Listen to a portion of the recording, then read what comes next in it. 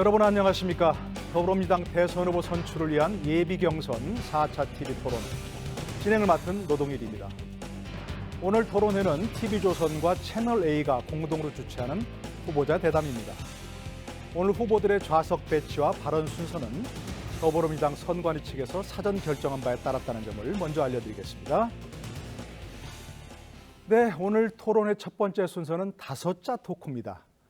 오늘 토론에 임하는 후보들의 각오, 대선 경선에 임하는 각오가 담긴 5글자가 공개되면 발언 순서에 따라 그 의미를 설명해 주시면 됩니다. 각 후보에게는 30초의 설명 시간이 주어집니다.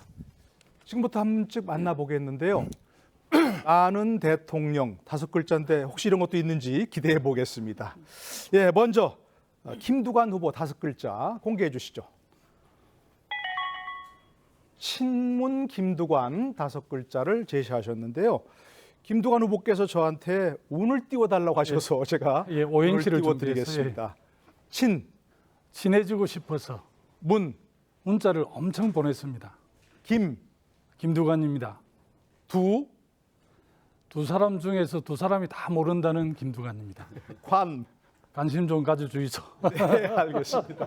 관심 좀 갖겠습니다. 네. 그 친문이 아니군요, 그게. 네, 그렇습니다. 알겠습니다. 살짝 셀프 디스도 하시면서 위트 있게 하셨습니다. 모처럼 후보들 얼굴에 웃음꽃이 피는 게 좋습니다. 다음은 최문순 후보의 5글자 보겠습니다. 공개해 주시죠. 사회 책임제. 예, 최문순 후보 설명해 주시죠. 네, 저게 사회 보는 사람이 책임진다 이 뜻이 아닙니다. 네, 알겠습니다. 우리 사회가 책임진다 이 뜻이 되겠습니다. 제가 만들고 싶은 나라가 스웨덴형 복지국가인데요. 복지국가는 가정을 돌보는 걸 목표로 하고 있습니다. 이 가정은 4가지로 이루어져 있는데 직업, 육아, 교육, 주택 이것들을 개인에게 맡겨두지 않고 사회, 정부, 기업이 함께 책임진다 이런 뜻이 되겠습니다. 네, 알겠습니다. 늘 웃으시지만 진지한 자세로 공약을 설명해 주셨고요. 다음은 정세균 후보의 5글자 보겠습니다. 경제 대통령. 예, 비슷합니다만 설명해 주시죠. 예, 군 복무를 마치고 종합무역상사에 들어가서 18년 동안 일했습니다. 그중 9년은 미국에서 근무를 했고요. 이제 정치를 시작하고는 정책위 의장, 또 예결위원장, 산자부 장관, 총리 등 경제 쪽에서 일을 했습니다. 정치인 중에 실물 경제는 제가 제일 잘한다고 자부를 하고 있어요. 그래서 우리 경제를 꼭 살리고 싶다. 경제하면 정세균입니다. 그래서 경제 대통령입니다. 알겠습니다. 요즘 화두가 경제 아니겠습니까? 그래서 그렇습니다. 절실한 경제 대통령 희망을 말씀하셨고요. 다음은 이재명 후보의 5글자 보겠습니다. 한다면 한다. 예, 설명해 주시죠. 네, 저는 약속한 건 꼭 했습니다. 공정한 성장 약속했으니까 반드시 합니다. 기본소득 말씀드렸기 때문에 반드시 합니다. 기본주택 반드시 합니다. 공약 이행률 90% 이상 우연이 아닙니다. 저는 약속은 반드시 지켰고 앞으로도 약속은 반드시 지킬 것입니다. 새로운 대한민국 이재명은 합니다. 네, 이재명은 합니다. 늘 실천력 강조하시는 그 연장선상에 있는 것 같습니다. 다음은 양승조 후보의 5글자 보겠습니다. 충청도 선비. 예, 설명해 주시죠. 예, 선배의 정신은 청렴, 희생, 결기라고 생각합니다. 저는 17개 시장 도지사면서 재산이 꼴찌입니다. 또한 그 세종시 원안을 사석에서 20일간 단식한 바가 있습니다. 우한 교민과 함께 18박 19일간의 임시 집무실과 임시 관사 생활을 했습니다. 또한 은기로 마라톤을 완주를 19번 정도 했습니다. 이 정신으로 대한민국을 더불어 잘 사는 대한민국, 내가 행복한 대한민국을 만들겠습니다. 네, 개인과 지역 특성을 잘 연결해 설명해 주셨고요. 다음은 박용진 후보 5글자 보겠습니다. 888 사회. 네, 설명해 주시죠. 이게 88한 사회 이것이 아니고요. 박용진이 약속드리는 행복국가로 가기 위한 중요한 디딤돌 키워드입니다.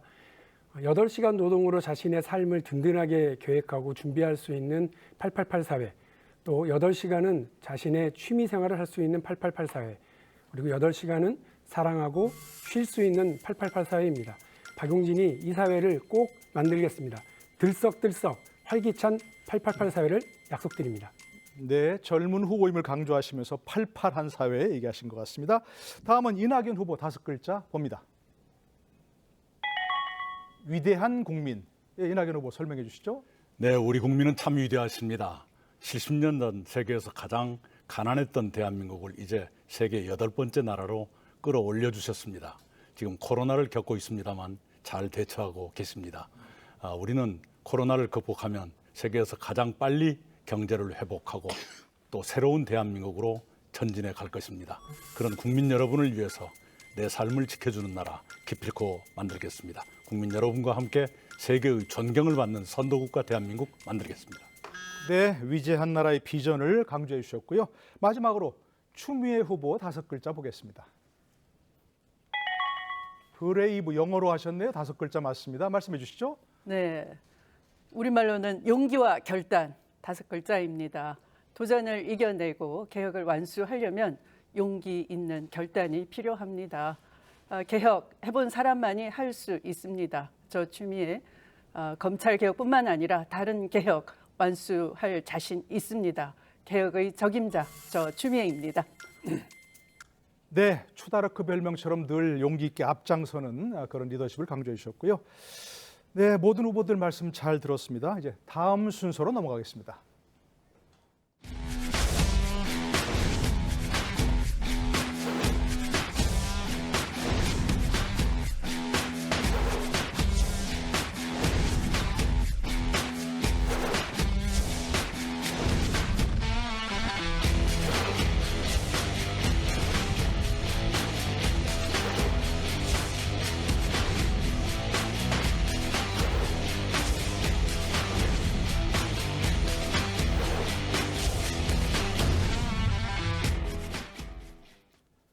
네, 지금부터 본격적인 토론 시작해 보겠습니다. 첫 번째 토론은 1대7 특급 방어전입니다. 한 후보가 다른 7명 후보들의 질문 공세에 대해서 적극적인 방어전을 펼쳐 다각도로 검증을 받는 시간입니다. 질문 주제는 자유이고요. 총 5분의 시간이 주어집니다. 원활한 토론을 위해서 질문은 30초, 답변은 1분 이내로 짧게 해주실 부탁드리고요. 또 이 토론의 취지에 맞게 여러 후보에 대한 다양한 질문을 당부드리겠습니다. 네, 첫 번째 발언 때 서실 답변자 최문순 후보입니다. 발언석으로 이동해 주시기 바라겠습니다. 네. 최문순 후보 슬로건은 당신은 귀한 사람, 오직 당신입니다. 네, 최문순 후보께 질문하고 싶으신 분 거수해 주시죠. 예, 제일 먼저 양승조 후보께 들으셨습니다. 예, 최문순 후보에게 2가지 점을 짧게 드리겠습니다. 먼저 충청남도의 소득 여기 유출이 한 23% 정도입니다. 여러 가지 원인이 있지만 지방이 은행이 없는 것도 하나의 이유라고 생각합니다. 둘째, 충청남도는 75세 이상 어르신들에게 버스비 무료와 전 장애인, 국가유공자에게 버스비 무료화를 이미 시행하고 있습니다. 또 앞으로는 결정이 됐는데 18세 이하 청소년에게도 버스비를 무료화할 계획입니다. 이런 충청남도의 정책을 전국 정책화했으면 좋겠다고 생각하는데 우리 최문순 후보께서는 이 점에 대해서 답변해 주시기 바랍니다. 네, 존경하는 양승조 후보님, 우리 양반 감자라고 제가 별명을 붙여드린 양승조 후보님 질문 감사드립니다. 지금 말씀하신 지방은행이 없다는 문제가 우리 강원도에서도 굉장히 큰 이슈로 남아 있습니다. 지금 말씀하신 대로 우리 강원도나 충청도도 마찬가지로 돈을 벌어도 그것이 전부 역에 유출되는 돈이 엄청나게 많습니다. 그래서 저희들 지방은행을 세우려고 여러 차례 시도를 했었는데 이 은행의 허가권을 중앙정부가 독점하고 있습니다. 그래서 지금 내주질 않아서 우리 강원도에도 지금 지방은행이 없는 편이고요. 그래서 이것들에 대해서 혹시 양승조 후보님께서 대통령이 되시면 지방은행법을 꼭 좀 만들어 주시길 부탁드리겠습니다. 과거보다도 이렇게 전부 큰 은행이 대형화돼서 지방의 세포처럼 이런 금융이 돌지 않습니다. 그다음에 75세 무료화 저도 바로 가서 시행하도록 하겠습니다. 네, 두 번째 아까 이재명 후보가 손을 드셨기 때문에 이재명 후보 먼저 손 드리겠습니다. 예, 말씀하시죠. 네, 우리 최 후보님께서는 언론인 출신이시죠.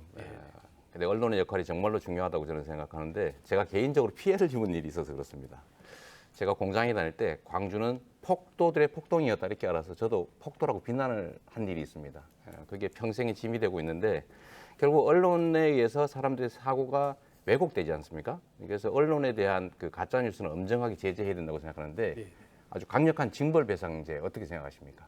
네, 지금 말씀하신 대로 우리나라 언론이 국민들로부터 뭐 상당한 불신을 받고 있습니다. 언론 자유도는 전국에서 최고로 신장이 됐는데도 불구하고 언론 신뢰도는 전 세계에서 최고로 낮은 이런 상태에 있기 때문에 이 문제를 개혁해야 된다고 생각을 하고 있습니다. 저는 우리나라 언론의 문제를 정파성, 또 상업성, 그리고 비윤리성 이렇게 정리해서 가지고 있는데요. 새로운 정부가 출범하게 되면 이 문제를 다룰 미디어 특위가 반드시 만들어져야 된다고 생각하고 있습니다. 김대중 전 대통령 계실 때 미디어 특위를 만들어서 관련자들이 모두 모여서 논의를 해서 지금의 언론 체제가 그 당시에 만들어진 게 되겠습니다. 그래서 새로운 정부가 출범하게 되면 가장 우선 과제로 이 문제를 다룰 미디어 네. 특위가 만들어져야 된다 이렇게 생각하고 있습니다. 네, 감사합니다. 손 드신 순서대로 추미애 후보 질문하시죠. 네, 우리 최문순 후보님께서는 사회 책임제를 말씀하셔서 주택, 육아, 교육 이렇게 사회 책임제를 말씀하셨는데 한 30조 예산 드는 것 같습니다. 네. 네. 그래서 그 재원 마련 아마 저는 뭐 재정 개혁하면은 충분히 가능하다고 보는데요. 네. 저 추미애가 대통령이 된다면 네. 같이 일하고 싶은데 네. 최 후보님 생각은 어떠십니까? 네, 그렇습니다. 지금 우리 제가 유일한 여성 후보이기 때문에 귀한 감자 이렇게 별명을 붙여드렸는데요. 지금 작년에 우리 저출산 예산에 쓴 돈이 47조입니다. 저출산 예산에만. 그래서 제가 제안된 사회 책임제 그것에 들어가는 돈이 지금 한 30조 정도 되기 때문에 저출산 예산만 갖다가 제대로 쓰더라도 그 문제가 단번에 해결된다 이렇게 생각하고 있습니다. 그다음에 취직 사회 책임제에 대해서 제가 말씀을 자주 드리고 있는데 취직 사회 책임제로 우리나라에 있는 현 상태의 실업자 110만 명을 취직시켜 드리면 거기에 드는 돈이 13조가 되겠습니다. 그런데 그분들이 실업 상태에 있게 되면 실업수당이 나가게 되는데 실업수당에 나가게 되는 돈은 14조입니다. 그러니까 실업수당에 나가는 돈이 취직시키는 돈보다 더 많다는 뜻이 되겠습니다. 그래서 조금 전에 추미애 후보님께서 말씀하셨다시피 재정이 오히려 조정하지 않아도 남아 돌아가는 이런 시스템을 짰다 이런 보고 말씀을 드리고 추미애 후보님께서 가시면 이걸 꼭 최우선 과제로 해주시기를 간곡히 부탁해 올리겠습니다. 네, 알겠습니다. 아주 시간 아까밖에 수고하셨습니다. 근데 마지막 질문은 안 하신, 답변 안 하신 것 같아요. 같이 일할 생각이 없으신가? 네. 다음에 또 듣도록 하겠습니다. 예, 수고하셨습니다. 다음 답변자는 정세균 후보입니다. 자리로 나와 주시죠. 정세균 후보의 슬로건은 강한 대한민국 경제 대통령입니다. 주요 공약은 청년 정책, 주거시장 안정 등을 제시하고 있고요. 예, 자리하셨고요. 예, 정세균 후보께 질문하고 싶으신 분 손 들어주시고요. 예, 김두관 후보 제일 먼저 들으셨습니다. 질문하시죠.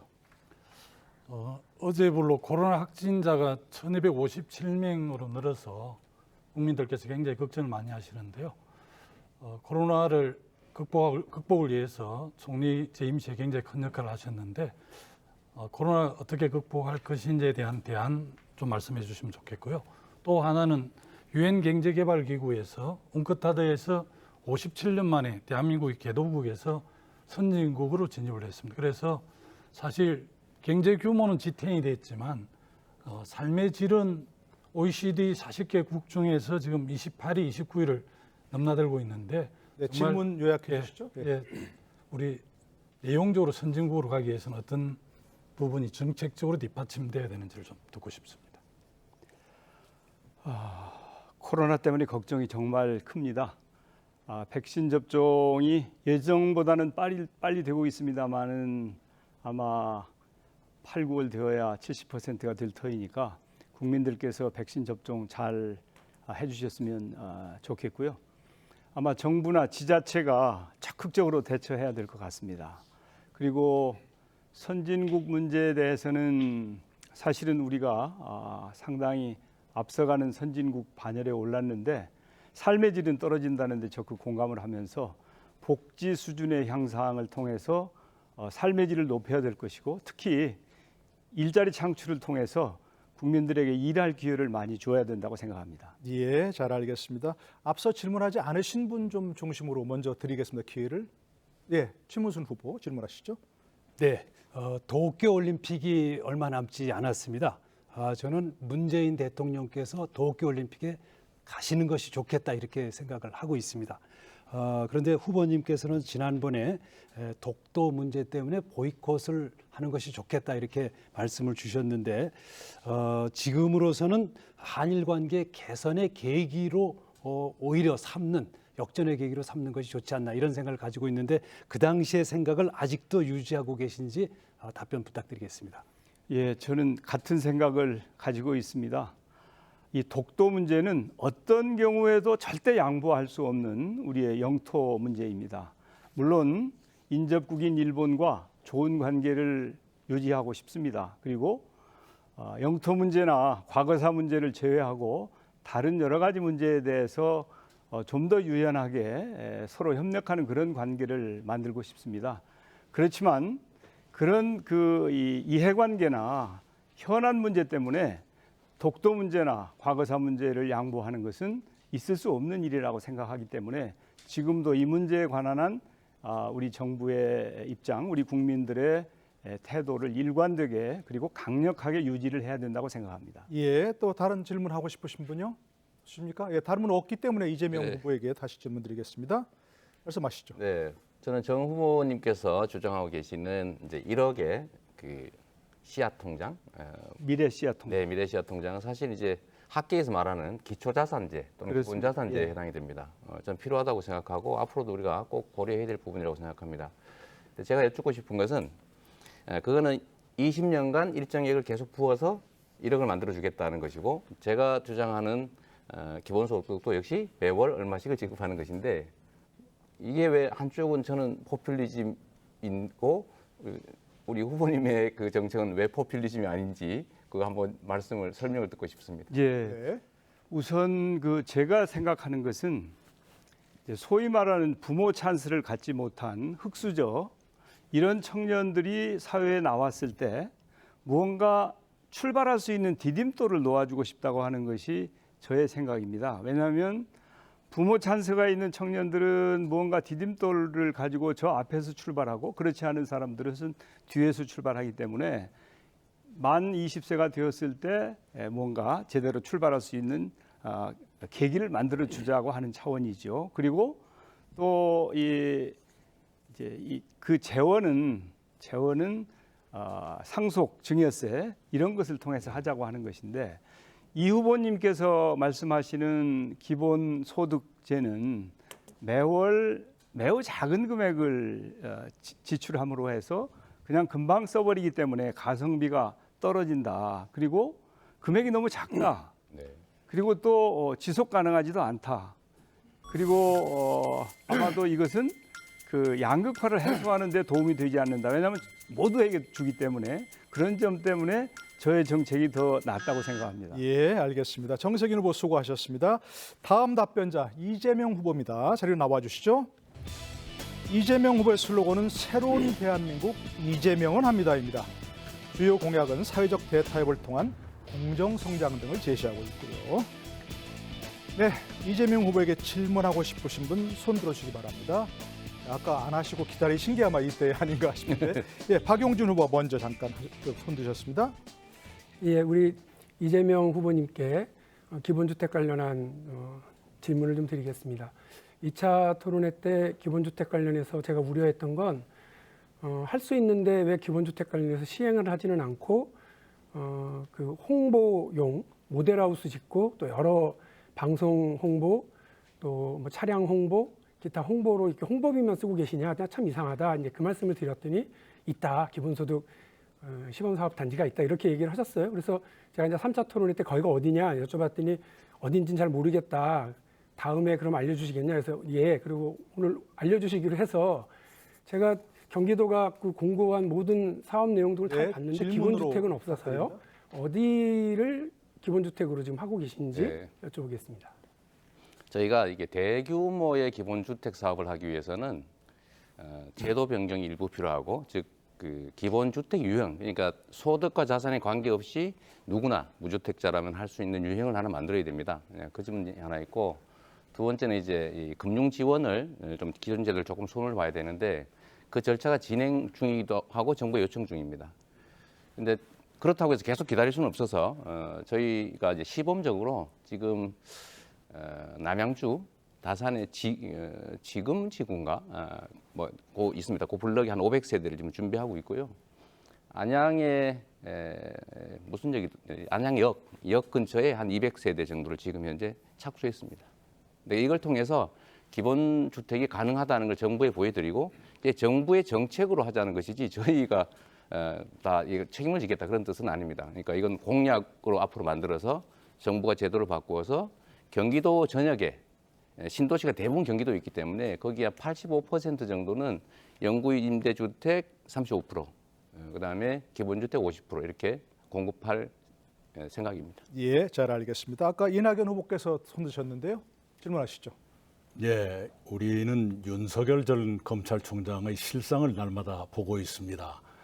장모님이나 부인 등 가족의 도덕성 문제, 그리고 후쿠시마 오염수 문제, 그리고 장모 문제 등에 대한 본인의 말 바꾸기 같은 것으로 뭔가 그 허상이 하나씩 드러나고 있는 것으로 보입니다.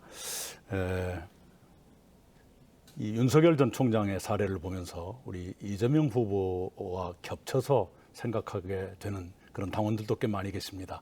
우선 기본소득에 대한 오락가락하신 말씀, 그리고 일부 도덕성의 문제 이런 것에 대한 우려가 있습니다. 그에 대해서 설명해 주시기 바랍니다.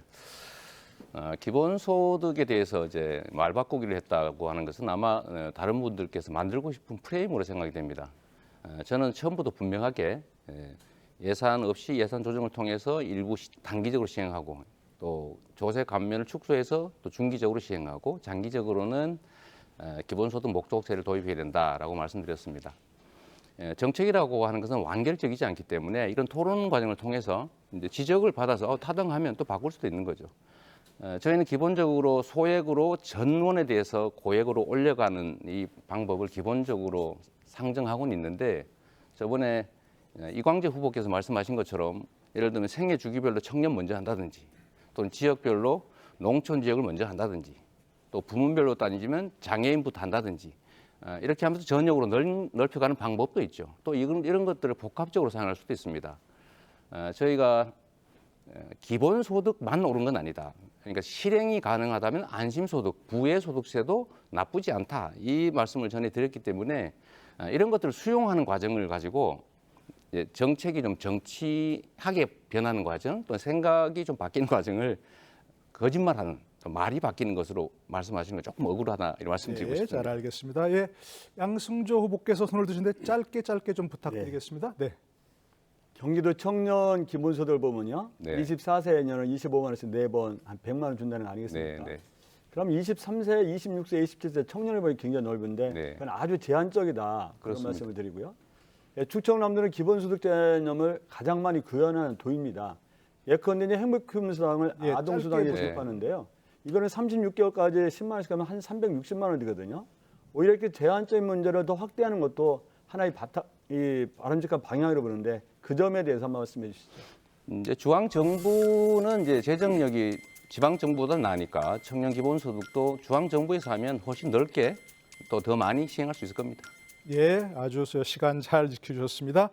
예, 이재명 후보 수고하셨고요. 다음 답변자는 양승조 후보입니다. 자리로 나와 주시죠. 양승조 후보의 슬로건은 내가 행복한 대한민국이고요. 주 4일 근무제 도입 등을 주요 공약으로 제시하고 있습니다. 자, 양승조 후보께 질문하고 싶으신 분은 손 들어주시기 바라겠습니다. 예, 심은순 후보 먼저 하시죠. 네, 존경하는 양승조 후보님, 주 4일 근무제가 아주 신선하고 시대의 흐름에 맞는 것 같다는 생각이 듭니다. 다만 중소기업들과 소상공인들의 인건비 부담이 늘어나서 과거에 보면 해고가 일어나거나 아니면 파산을 하는 사례가 생길 것 같습니다.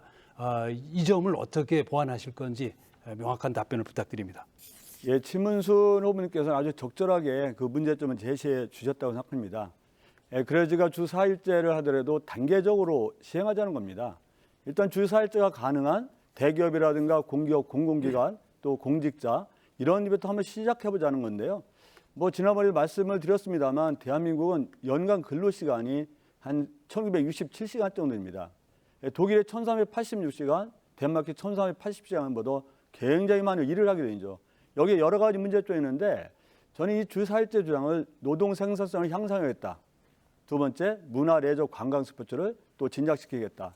가장 중요한 이유 중에 하나는 우리가 좋은 양질 일자리를 창출하겠다라고 생각하는데 이것을 그 일시에 전반적으로 도입하기보다는 단계적으로 도입하면 그런 문제도 해소하고 궁극적으로 더 행복한 대한민국을 만들 수 있고 결국 내가 행복한 대한민국을 만들 수 있는 하나의 좋은 정책이라고 저는 생각합니다. 알겠습니다. 정세균 후보께서 제일 먼저 드셨다고 이제 지적이 왔습니다. 예, 그렇습니다. 네, 예. 제가 이 사각지대에서 못 본 것 같습니다. 말씀하시죠. 예, 양 후보님은 국가 균형 발전에 대한 확고한 신념을 가지고 계시죠. 그래서 법인세도 좀 차등화하는 게 좋겠다. 그리고 분권형 개헌도 하는 게 좋겠다는 생각을 말씀하시고 계신데 저는 뭐 그런 정책에 공감을 합니다만은 제가 그 5대 도시의 도심철도 지하화 공약을 했어요. 그래서 먼저 5대 도시부터 시작하고 그 다음에는 이제 인천이나 수원, 천안까지도 이렇게 포함하자 그런 공약을 발표를 했는데 이런 대도시의 도심철도 지하화를 통한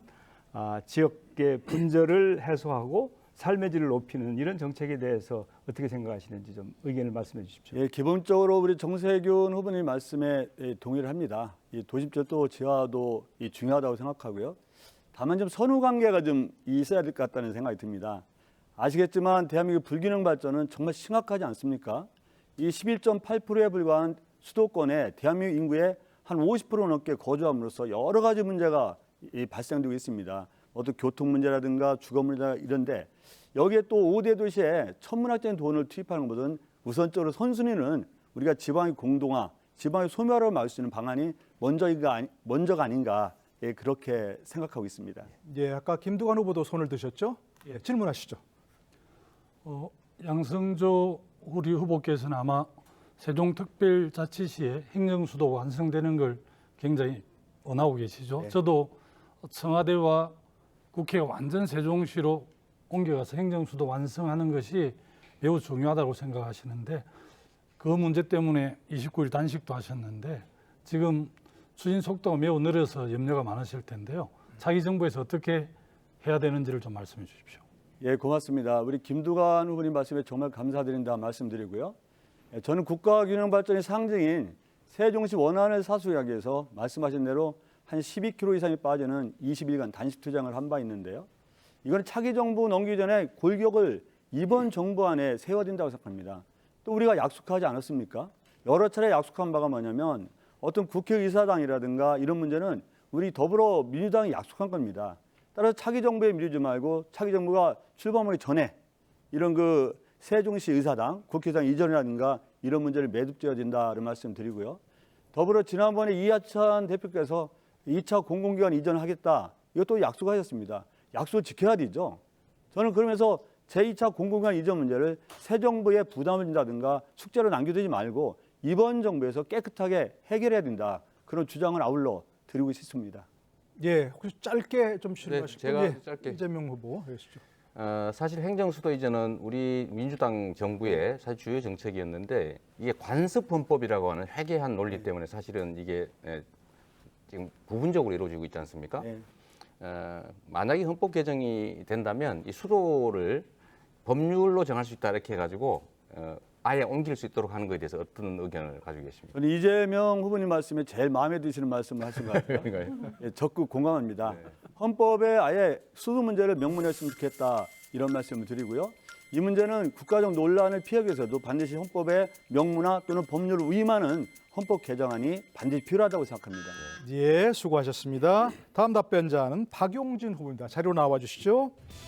박용진 후보 슬로건은 발상 전환의 정치 새로운 길 박용진입니다. 법인세, 소득세 감세, 청년 전월세 지원 등을 주요 공약으로 제시하고 있습니다. 네, 박용진 후보께 질문하고 싶으신 분 손들어 주십시오. 예, 신문순 후보 드리겠습니다. 네, 우리 박용진 후보께서는 후보들 가운데서도 제일 젊어서 제가 햇감자라고 이름을 붙여드리고 성장 과정도 진보적인 성장 과정을 거쳤습니다. 그런데 이 대표 공약을 보고 저는 좀 깜짝 놀랐습니다. 법인세, 소득세 감면 이거는 제가 아주 싫어하는 신자유주의의 대표적인 정책이거든요. 근데 이거 가지고 신자유주의 때문에 우리가 빈부격차에 이렇게 시달리고 있는데 이걸로 빈부격차를 극복할 수 있는 건지 좀 답변을 부탁드리겠습니다. 네, 햇감자 해명해 주시죠. 예. 노무현 대통령, 김대중 대통령 시절에도 법인세 감면이 있었습니다. 그분들이 신자유주의자냐, 그분들이 우파냐 그렇게 얘기하시면 안 될 것 같고요. 또 국제적으로도 마크롱, 또 클린턴, 슈레더 그리고 블레어 이렇게 다양한 선진국의 지도자들도 법인세와 소득세 동시 감세 정책들을 썼습니다.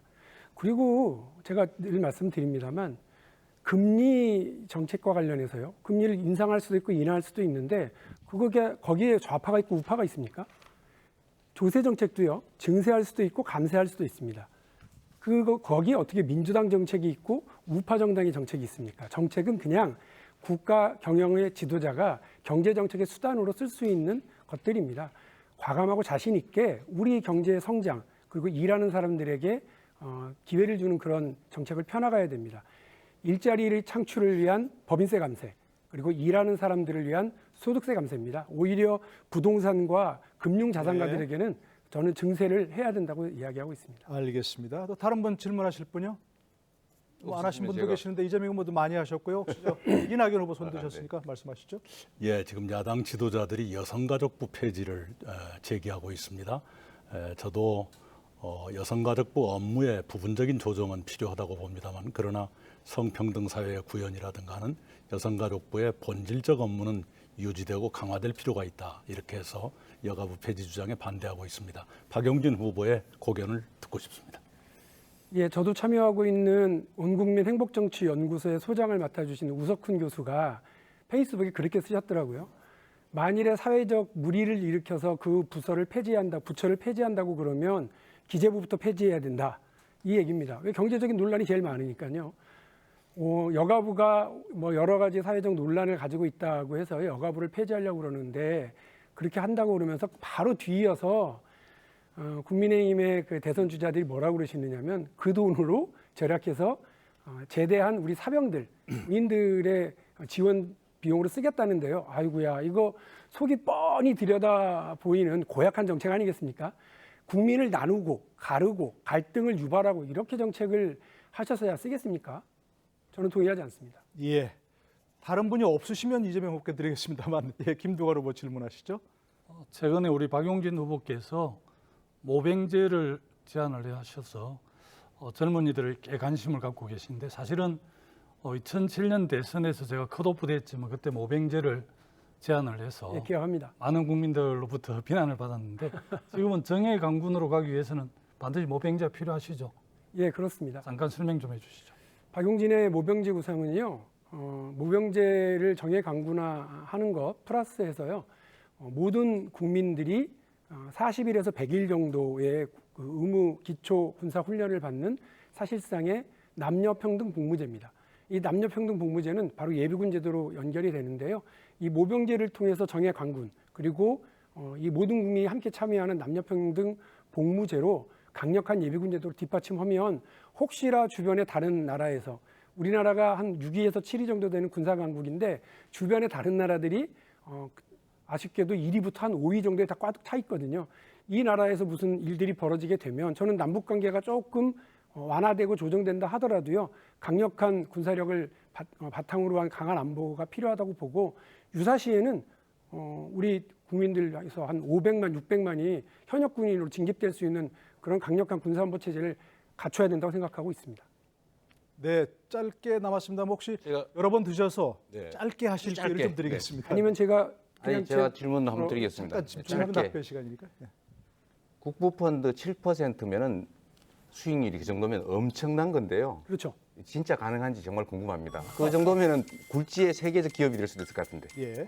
제가 말씀드렸지만 워린 버핏은 그 40년 동안 연 평균이 20%였고요. 나중에 다시 자세히 설명드릴게요. 예, 알겠습니다. 수고하셨습니다. 예, 다음 답변자는 이낙연 후보입니다. 자리로 나와 주시죠. 이낙연 후보의 슬로건은 내 삶을 지켜주는 나라입니다. 보편적 사회보호 체계 등을 공약으로 제시하고 있습니다. 네, 이낙연 후보께 질문하실 분 손 들어주시죠. 네, 추미애 후보 먼저 계시죠. 네, 후보님께서는 그 신복지 국가를 약속하셨고 중산층 70% 세상을 만들겠다 하셨는데요. 신복지와 구복지가 어떻게 다른지 잘 모르겠고요. 중산층 70% 만들겠다 하시는데 어떤 방법으로 만들려고 하시는 것인지 총리로 재직하시면서 권한을 가지고 있을 때 왜 그럼 못하셨는지 예를 들면 그 국무조정실장은 그 기재부 차관이죠. 기재부야 뭐 돈을 가지고 각 부서를 쥐락펴락하는 힘 있는 부서인데 그 차관을 국무조정실장으로 발탁을 하셨고요. 또 부총리로 추천도 하셨고 그래서 이 최측근 부총리와 함께 막강한 힘이 있는 책임 총리로서 왜 못하셨는지 의문이다 하는 질문이 있고요. 네, 또 질문하시고요. 과연 안 하셨는데 대통령이 되시면 안 한 걸 하시겠다 하는 게 믿을 수 있는 것인지.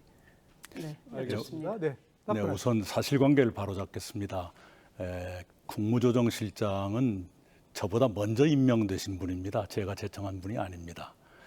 그리고요, 신복지와 구복지의 차이는 구복지는 그냥 좁은 의미의 복지입니다. 신복지는 소득, 주거, 노동, 교육, 의료, 돌봄, 문화, 환경까지를 포함하는 포괄적인 개념이고 ILO 국제노동기구와 세계은행이 국제사회에 제안했던 보편적 사회보호 구상을 전제로 한 이미 국제사회가 수용하고 있는 것입니다. 새로운 것이 아닙니다. 중산층 경제는 5대 성장 전략을 기반으로 하고 있습니다. 기술 성장, 그린 성장, 사람 성장, 공정 성장, 포용 성장. 제가 일찍이 다 발표를 해드린 바가 있습니다. 네, 순서대로 아까 순서대로 하겠습니다. 정세균 후보 말씀하시죠. 예, 이 후보님 다음 대통령의 가장 큰 과제는 이제 코로나로부터 회복이 되고 나면 경제 회복 그리고 미래 경제를 건설하는 걸 거라고 생각하는데 지금 우리 대한민국의 잠재 성장률이 계속 떨어지고 있지 않습니까? 그래서 새로운 성장 엔진을 찾아야 되는데 제조업 우리 정말 잘하고 있죠. 그래서 수출도 지금은 잘하고 있습니다만은 그것만으로는 안 된다는 것이죠. 그래서 이제 아스 경제라고 아마 말씀 들으셨을 텐데 어떤 재화나 용역을 그냥 영구 소유하던 것을 사용권으로 이렇게 확보하는 그 아스 경제가 미래 잠재 성장률을 높이고 우리 경제를 활성화시킬 수 있는 하나의 방편이 될 것 같은 생각이 드는데 거기에 대해서 어떻게 생각하고 계십니까? 네, 옳은 말씀이시고요. 저도 지금 공부를 시작했습니다. 기본적으로 문재인 정부가 하고 있는 미래 전략 산업, 미래차, 반도체, 바이오지요. 거기에 이제 디지털, 그린을 얹어서 미래 경제, 신경제형으로 산업을 바꿔가면서 새로운 성장 동력을 내야겠다 이런 생각을 가지고 있고요. 그런 전략을 이미 발표를 한 바가 있습니다. 네, 박용진 후보가 여러 차례 손을 드셔서 꼭 하실 말씀이 있는 것 같습니다. 기회를 드리겠습니다. 우리 청년 세대들이 국민연금에 대한 불만과 불안이 매우 큽니다. 아시는 것처럼 4차 재정 추계 때요. 국민연금이 2057년에 고갈된다고 그러는 거 아니겠어요? 우리 청년들은 우리는 그 돈을 붓기만 하고 나중에 못 돌려받는 거 아니야? 이렇게 엄청 불안해하고 있는 건 너무 당연합니다. 그런데 우리 이낙연 후보께서 총리 재직 시절에 국회에 국민연금 개혁안에 대한 보고를 하셨는데 그냥 사지선다형으로 끝나버렸어요. 그래서 너무 무책임하다라고 하는 전문가들의 비난이 뭐 이만저만이 아닙니다. 이렇게 되면 그 사실 큰일인데 박용진의 국부펀드 계획에 따르면 사실 국민연금이 또 하나의 어떤 수익을 얻을 수 있는 게 그냥 아무런 개혁 조치를 하지 않고 현재 구조만 하더라도 한 20년 정도 국민연금 고갈 시점을 더 뒤로 늦추거든요.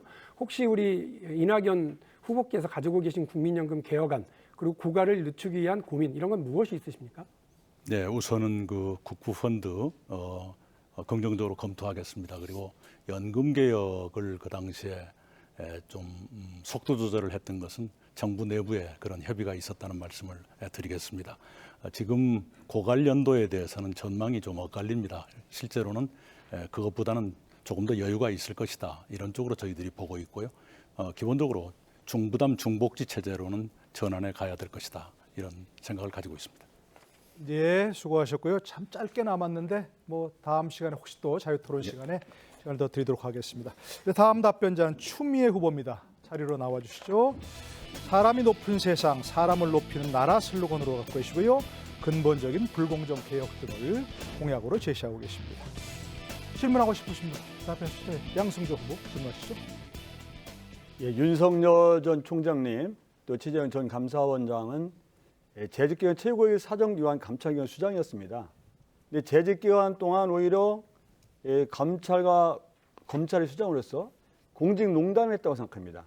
또 정치 투쟁을 했다고 생각합니다. 저는 그러면서 이런 제2의 윤석열, 최재형이 나오면 안 된다. 그래서 윤석열, 최재형이 근속 기간 동안에 그런 선출이 나올 수 없도록 하는 윤석열, 최재형 방지법이 반드시 필요하다고 생각하는데 그 점에 대해서 답변해 주시기 바랍니다. 네. 물론 그것도 하나의 방안이 될 수 있는 건데요. 그러나 무엇보다는 검찰을 개혁하는 겁니다. 지금 공수처가 만들어지고 또 검경 수사권 조정을 통해서 제도 개혁의 입구를 열어놨지만 완전한 검찰 개혁은 선진 형사사법 체계로 가는 것이고요. 우리나라처럼 검찰이 수사 정보와 그다음에 뭐 수사권 또 기소권, 형 집행권 이런 막강한 권한을 가지고 있는 것은 일제의 잔재이거든요. 마지막 그 70년대 개혁, 검찰 개혁을 해야지만 정말 정공법, 정의, 공정 법치가 세워지고요. 다른 개혁도 이루어질 수 있는 겁니다. 제2의 윤석열, 제2의 최재형 방지하려면 무엇보다 개혁 완수가 절대적입니다. 예, 순서대로 김두관, 최문순 후보께 좀 드리겠습니다. 짧게 좀 부탁드리겠습니다. 다 기회가 할 수 있도록 말씀하시죠. 저는 국회에서 윤석열 탄핵을 주장했지만 지도부의 만류로 뜻을 이루지 못했는데요. 우리 추미애 후보 그 당시 법무부 장관께서는 윤석열 총장 징계를 왜 실패했는지 그것도 좀 궁금하고요. 또 하나는 검찰 개혁이 두려워서 회피한 사람들은 조국 장관을 입에 올리지 마라 이렇게 최근에 페이스북에 쓰셨던데 그 점도 좀 함께 말씀해 주시면 좋겠습니다. 네, 개혁은 다 때가 있는 거죠. 사실 조국 장관은 거센 그 검찰 개혁의 저항에 사실은 불가피하게 한 달 만에 내려올 수밖에 없었던 것이고요. 우리는 조국 사태라고 잘못 알려져 있지만 70년간 거대한 몸집을 부풀려 온 검찰 개혁에 저항한 윤석열 항명 사태라 할 수 있습니다. 대통령 인사권에 도전을 했고요. 또 주요 언론사 사주를 만나면서 정치 활동을 하면서 본인은 아니라고 했지만 바로 나오자마자 이미 대선 후보가 된 것이죠. 이렇게 법원도 속이고 정치 활동을 하면서 고도의 정치 중립성을 요구받는 자리에 정치 선언을 하니까 꼴뚜기가 뛰면 망둥이도 뛴다고 감사원장도 헌법기관인데 헌법상 중립성 보장 또 신분 보장 이런 걸 다 팽개치고 반헌법, 반법치에 도전하고 있는 것이죠. 그래서 제가 지난해 10월 또 11월 수사지휘도 내리고 징계도 청구하고 했던 것이 지금 옳았음이 증명이 되고 있습니다. 네, 최문순 후보 질문해 주시죠. 네, 지금 말씀하신 대로 우리가 그동안 소위 조국 사태라고 불렀던 것을 윤석열 사태로 바꿔 불러야 된다. 우리 당에서만이라도 그렇게 해야 한다고 생각을 하고요. 저희가 7월 1일부터 자치경찰을 시작했습니다. 과거에 우리 경찰들도 국가주의, 전체주의의 수족 같은 노력을 한 시절이 있었는데 자치경찰이 되면서 확 바뀌는 걸 제가 봤습니다. 그래서 제가 지금 저도 잘 모르지만 검사장, 법원장 같은 분들도 주민 투표로 선출하는 것이 근본적인 개혁 방안이 아닐까 이렇게 짧은 생각으로 생각을 하고 있는데요. 네. 전문가적인 식견을 좀 들려주시면 고맙겠습니다. 네, 맞습니다. 사실은 각 나라가 그 민주적 통제 수단을 갖고 있습니다. 만약에 수사권이나 기소권을 갖고 있는 굉장히 공포스럽죠. 이런 분들이 주권 재민을 어기고 오히려 제 식구를 감싼다거나 할 때는 그것을 통제할 수 있는 직접적인 수단이 바로 말씀하신 그런 선출직으로 뽑는다든지 아니면 또 주민 소환제를 도입한다든지 이렇게 직접 통제하는 방법도 있고요. 아니면 직접 선출된 권력을 통한 간접 민주적 통제 방식이 있는데 직접 선출한 대통령이 임명한 법무부 장관을 통해서 지휘 감독하는 것이 바로 우리가 하고 있는 간접 통제인데요. 지금 윤석열 검찰총장 부하가 아니다 이렇게 해서 인기가 굉장히 올라갔지 않습니까? 제가 키웠다고 하는데 그 발언으로 큰 거예요. 언론이 키운 거예요. 그래서 민주적 통제라는 헌법 원리를 이해를 하지 못하고 있다 이렇게 생각합니다. 네, 알겠습니다. 수고 많으셨고요. 네, 다음 마지막 답변자입니다. 김두관 후보 자리로 나와 주시죠. 김두관 후보의 슬로건은 특권과 차별 없는 나라고요. 주요 공약으로 5급 2특 체제로 국가 재구조화를 공약하고 계십니다. 질문하시죠. 예, 이낙연 후보 먼저. 네, 김두관 후보께서는 민주당으로서는 어려운 곳에서 무소속이었지만 경남지사를 하시고 또 김포에서 국회의원을 하시다가 양산으로 가셨어요. 마치 종로에서 국회의원 하시다가 부산으로 가셨던 노무현 대통령을 떠올리게 합니다. 당시에 그런 행보 자체가 지역구도를 타파하겠다는 의지였을 것으로 생각합니다. 생각해 보면 2016년 총선 때 안철수 씨 당에서 호남 홀대론으로 네, 질문 부탁드리겠습니다. 지금 그겁니다. 좀 선거를 치렀고요. 또 엊그저께는 우리 이재명 후보께서 영남 역차별론을 말씀해 주셔서 조금 실망했습니다만은 그런 그 발언들에 대해서 어떤 생각을 갖고 계십니까? 사실은 뭐 영남 지역에서 출마를 한 번도 안 해보신 분들은 그 심정을 참 이해하기 힘든데요. 사실은 영남에서 우리 민주당의 깃발로 총선이나 지방선거에 나가는 분들은 정말 독립투사의 심정으로 그렇게 하는 것 같고요.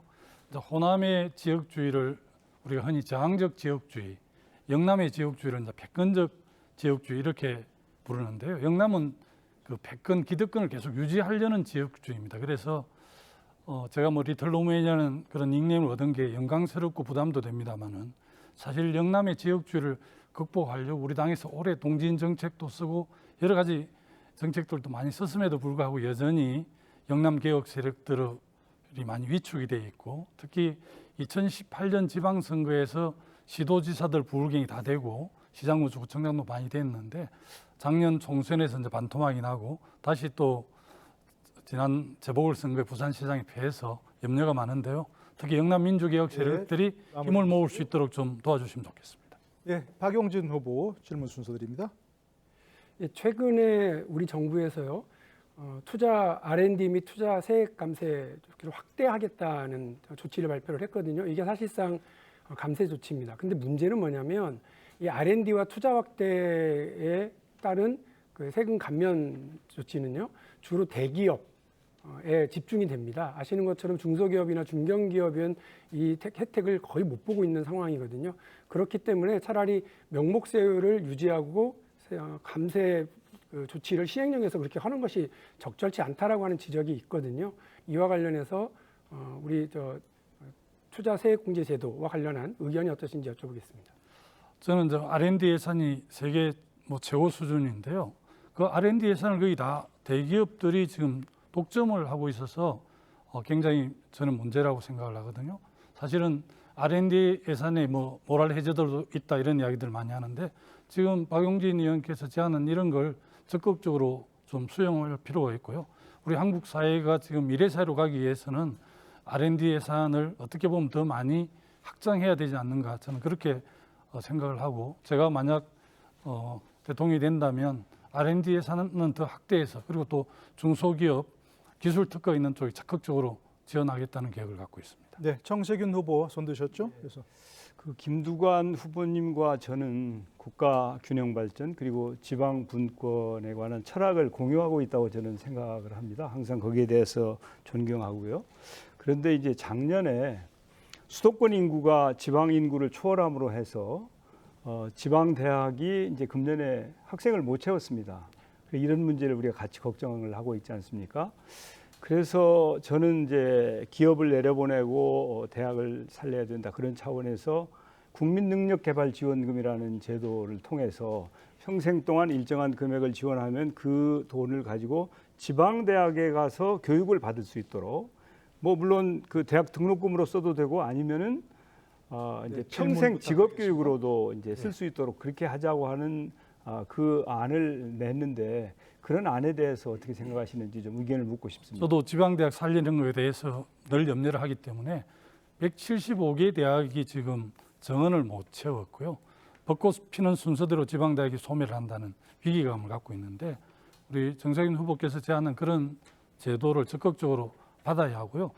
지방대학과 지방경제를 살리지 않고는 대한민국 미래가 없다. 저는 감히 그렇게 생각을 합니다. 지금 대기업이 다 수도권에 있고 뭐 몇 개 대학 특성화 대학을 빼고는 49개 대학 평가에서 서울 1위에서 49위가 다 서울에 있고 종합병원들도 다 서울에 있기 때문에 저는 가감한 자치분권, 급진적 균형 발전을 통해서 대한민국 미래를 열어가야 한다 이렇게 저는 생각하고 있습니다. 네, 잘 들었습니다. 자리해 주시고요. 1대7 특급 토론 이상으로 잘 들었습니다. 코너 특성상 모든 분들에게 똑같이 기회를 드리지 못한 점 양해 부탁드린다는 말씀 다시 한번 드리겠습니다. 다음 코너로 넘어가겠습니다.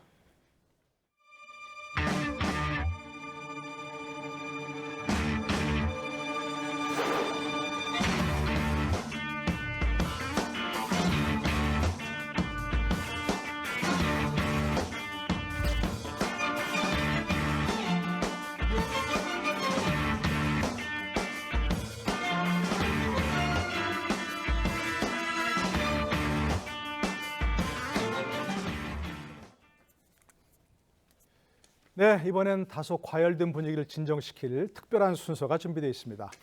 나의 인생곡이라는 코너 시작해 볼 텐데요. 각 후보자가 선택한 단 한 곡의 인생 노래를 들어보고 각 후보의 공약, 대한민국의 미래에 대한 생각, 그리고 인간적인 면모까지 대권 주자로서 면면을 들여다볼 수 있는 기회를 가져보겠습니다. 노래와 선곡의 이유 설명해 주시는데요. 지금부터 들어보겠습니다. 가장 먼저 정세균 후보가 선택한 노래 들어보시죠. 예, 저는 이 곡을 들을 때마다 네, 그래서 설명해 주시죠. 예, 어린 시절이 생각이 납니다. 저는 그 얼굴은 그냥 유복하게 생겼는데 사실은 산골에서 태어나서 고생이 많았습니다. 초등학교도 걸어 다니고 중학교도 하루에 16km씩 걸어 다녔는데 정식 중학교가 아니어서 검정고시를 통해서 고등학교를 갈 수 있었고요. 또 고등학교도 이제 이 공업학교를 다니다가 인문학교로 전학을 가는 등 참으로 많은 곡절을 거치면서 이렇게 성장을 했습니다. 그런데 제가 정치의 꿈을 꾼 것은 아주 어릴 때였습니다. 동네 벽보를 보고 이렇게 제가 정치에 나서야 되겠다고 결심을 했는데 제가 정치를 지금까지 해왔고 지금은 경제 대통령, 강한 대한민국을 만들어야 되겠다고 하는 꿈을 꾸고 있습니다. 이 꿈을 국민 여러분과 함께 꼭 이루고 싶습니다. 감사합니다. 네, 수고하셨습니다. 다음은 이재명 후보가 선택한 노래 먼저 들어보겠습니다.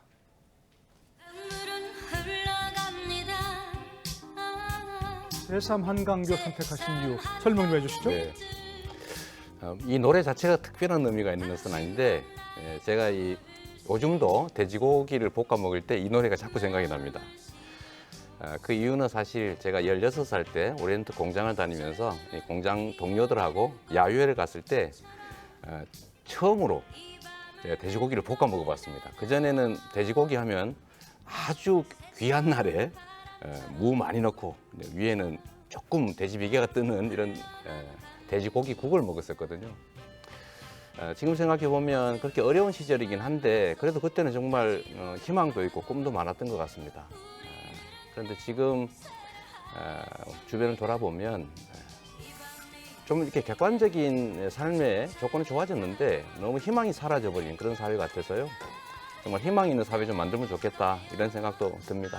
네, 수고하셨고요. 다음은 양승조 후보의 노래 들어보겠습니다. 저는 이 노래를 들을 때마다 힘이 나고 신바람이 납니다. 여기서 그렇게 말합니다. 말해보자 새 희망을 그리고 자랑스러운 이곳에 살리라 이런 말씀을 드렸습니다. 하지만 이런 분들은 어떨까요? 예컨대 송파 새 모녀는 정말 궁지에 몰려서 가족이 모두 자살한 바 있습니다. 실제 구의역 스크린 도어 사건 김모군은 비정규직 19세 월 급여가 145만 원이었습니다. 이분이 돌아가시고 쇠에게는 뭐가 있었을까요? 컵라면이 있었습니다. 쪽박중 고시원방에 가보셨나요? 이분들이 삶은 어떨까요? 저는 이분들도 자랑스러운 나라, 이곳에 살고 싶은 나라를 만들어야 된다고 저는 생각합니다. 우리가 소수라든가 일정한 계층만 더불어 잘 살고 행복하다 무슨 의미가 있겠습니까? 저는 5,170만 대한민국 국민이 더불어 잘 사는 대한민국, 그래서 내가 잘 사는 대한민국, 이분들에게도 꿈을 키워주고 살맛나는 세상을 만들어야 된다고 저는 생각합니다. 네. 다음 좀 박용진 후보 순서인데요. 직접 부르실 수도 있다고 한 것 같은데 아닙니까? 네, 노래 불러주시죠. 예, 행복의 나라 설명해 주시죠. 행복하기를 두려워하지 맙시다. 브라질 룰라 대통령이 첫 번째 대선 도전할 때 이렇게 구호를 내걸었고요. 또 2002년 대통령 선거 때 국민 여러분 살림살이 좀 나아지셨습니까? 이렇게 물어보면서 행복하시냐고 물어봤던 권영길 당시 후보의 말씀도 생각이 나요. 그동안에 대한민국은 막 부자가 됐는데요. 우리 국민들의 삶은 여전히 어렵습니다. 자꾸 쥐어짜지는 듯한 느낌을 가지고 있거든요. 박용진이 행복국가를 약속드렸고요. 아까 888 사회도 말씀을 드렸습니다. 그래서 저는요, 과감하게 경제성장 전략, 동시감세를 통해서 그렇게 해나가겠습니다. 그리고 국부펀드 전략으로 나라도 부자로 국민도 부자로 만들어 가겠습니다. 우리 청년들에게 나도 잘 살 수 있고 우리 국민들이 내 집 마련, 내 차 마련, 가족의 건강, 그리고 노후 자산, 자녀의 교육 이런 문제를 해결할 수 있도록 그 길을 만들겠습니다. 발상전환의 정치 박용진이 만들어 가겠습니다. 네, 수고하셨습니다. 다음은 이낙연 후보의 노래 들어보겠습니다. 안계령이죠? 설명해 주시죠. 예, 누구나 힘들고 외로울 때가 있죠. 그런데 정치를 하다 보면 힘들거나 외롭다는 걸 표현하기가 어렵습니다. 그럴 때면 저는 이 노래를 부르거나 듣습니다. 많은 위로를 받죠. 국민 여러분께서 굉장히 힘드십니다. 코로나가 백신 접종 확산과 함께 잡혀가는가 싶었는데 다시 재확산되고 있습니다. 우리 소상공인 등 국민 여러분의 고통이 더 길어질 것 같습니다. 국민들께서 힘들고 외로울 때 저희들은 정치로 또 정책으로 국민들께 희망을 드리고 위로를 드릴 겁니다만은 그러나 그것으로 다 안 되는 경우도 있을 겁니다. 이 노래 같은 그런 위로의 마음이라도 국민 여러분께 드리고 싶습니다. 때로는 이웃집 아저씨처럼 같이 막걸리잔이라도 기울이면서 여러분의 외로움 또 힘듦 이런 것을 나누고 싶습니다. 네, 수고하셨습니다. 다음은 추미애 후보가 선택한 노래 들어보겠습니다. 네, 아마 모르시는 분 많을 것 같아요. 얼스데이 여자 대통령입니다. 네네. 말씀하시죠? 네, 이 노래가 사실은 굉장히 여성으로서는 자랑스러운 노래이거든요. 여성이 먼저 고백해봐, 사랑한다고 말해봐, 여성을 수동적으로 만들었는데 그 금기를 깨는 노래예요. 그런데 이 노래가 대통령 탄핵 이후에 부끄러운 노래처럼 안 부르게 됐습니다. 저는 우리 젊은 여성들이 이 노래를 당당하게 부를 수 있도록 만들어 놓겠습니다. 자랑스러운 선배가 되겠습니다. 제 삶이 그러했습니다. 저는 최초의 지역구 5선 의원을 지냈고요. 촛불 대선을 거치면서 계엄령 경고를 함으로써 우리 국민의 생명을 지키고 검찰 개혁을 진두지휘했습니다. 제가 대통령이 된다면 우리 젊은 여성들이 더 자랑스럽도록 자랑스러운 선배로서 자긍심 높여놓도록 하겠습니다. 네, 수고하셨습니다. 다음은 김두관 후보가 선택한 노래 들어보겠습니다.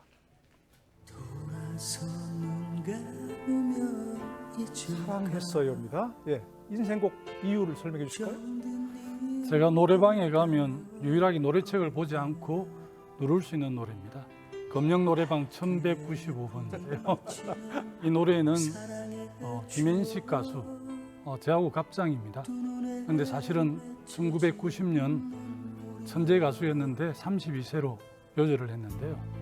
80년대 굉장히 엄혹한 시대에 우리한테 많은 위로가 됐었고요.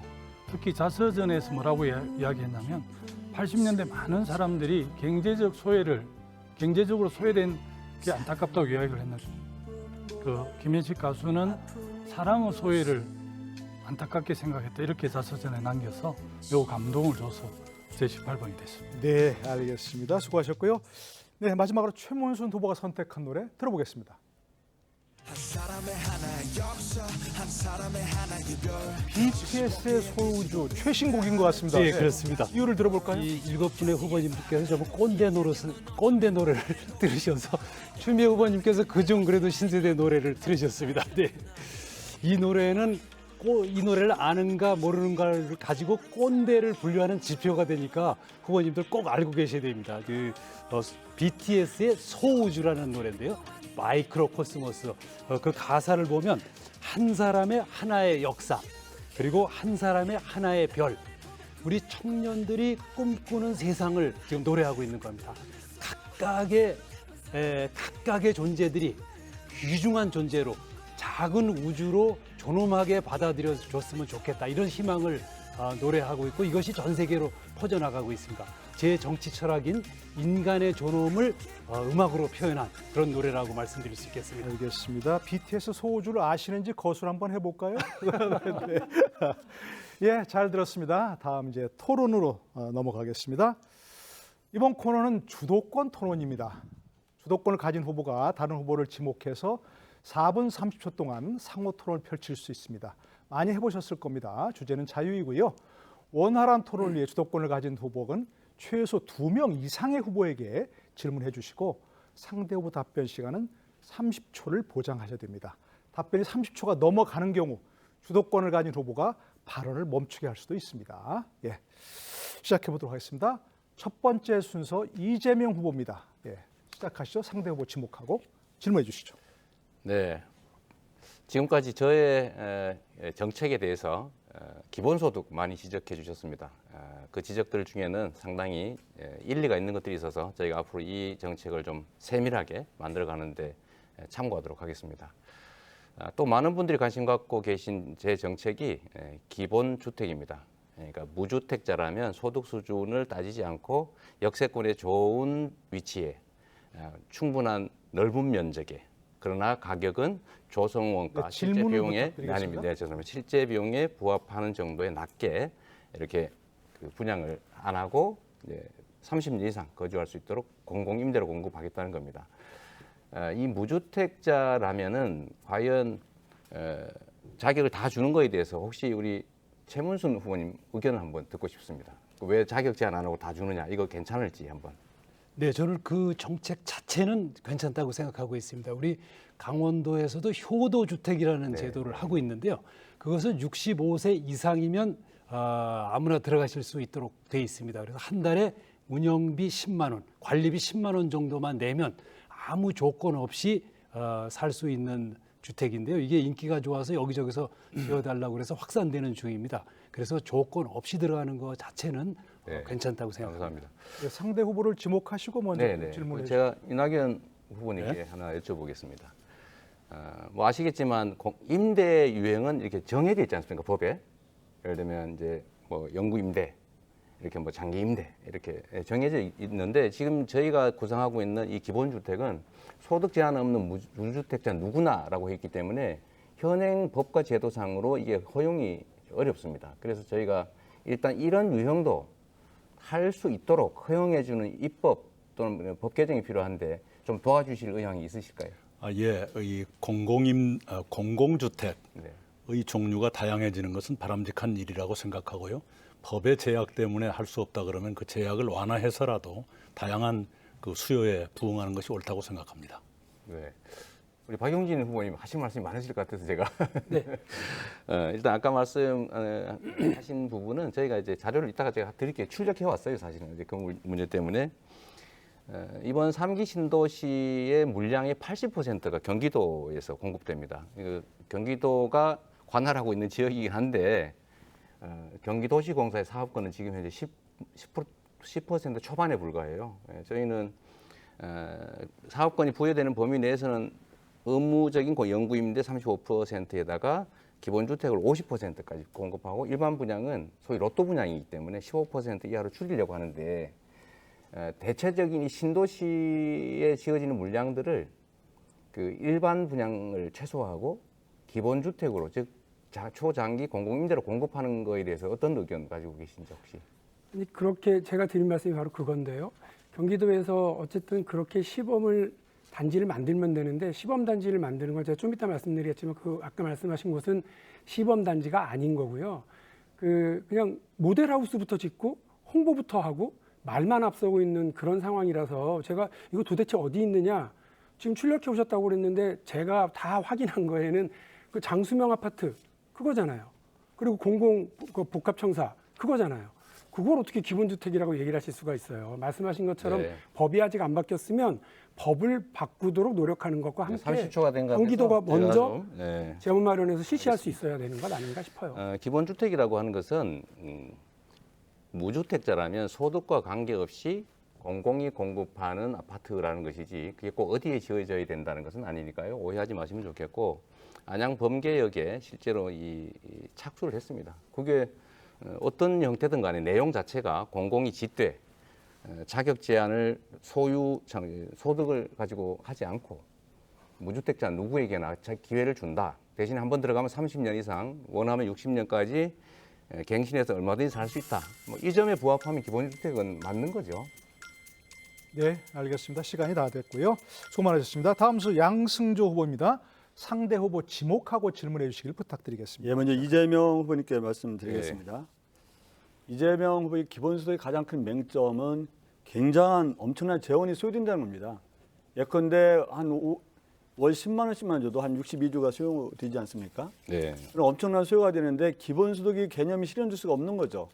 그러면서 맹점이 있다는 말씀을 드리고요.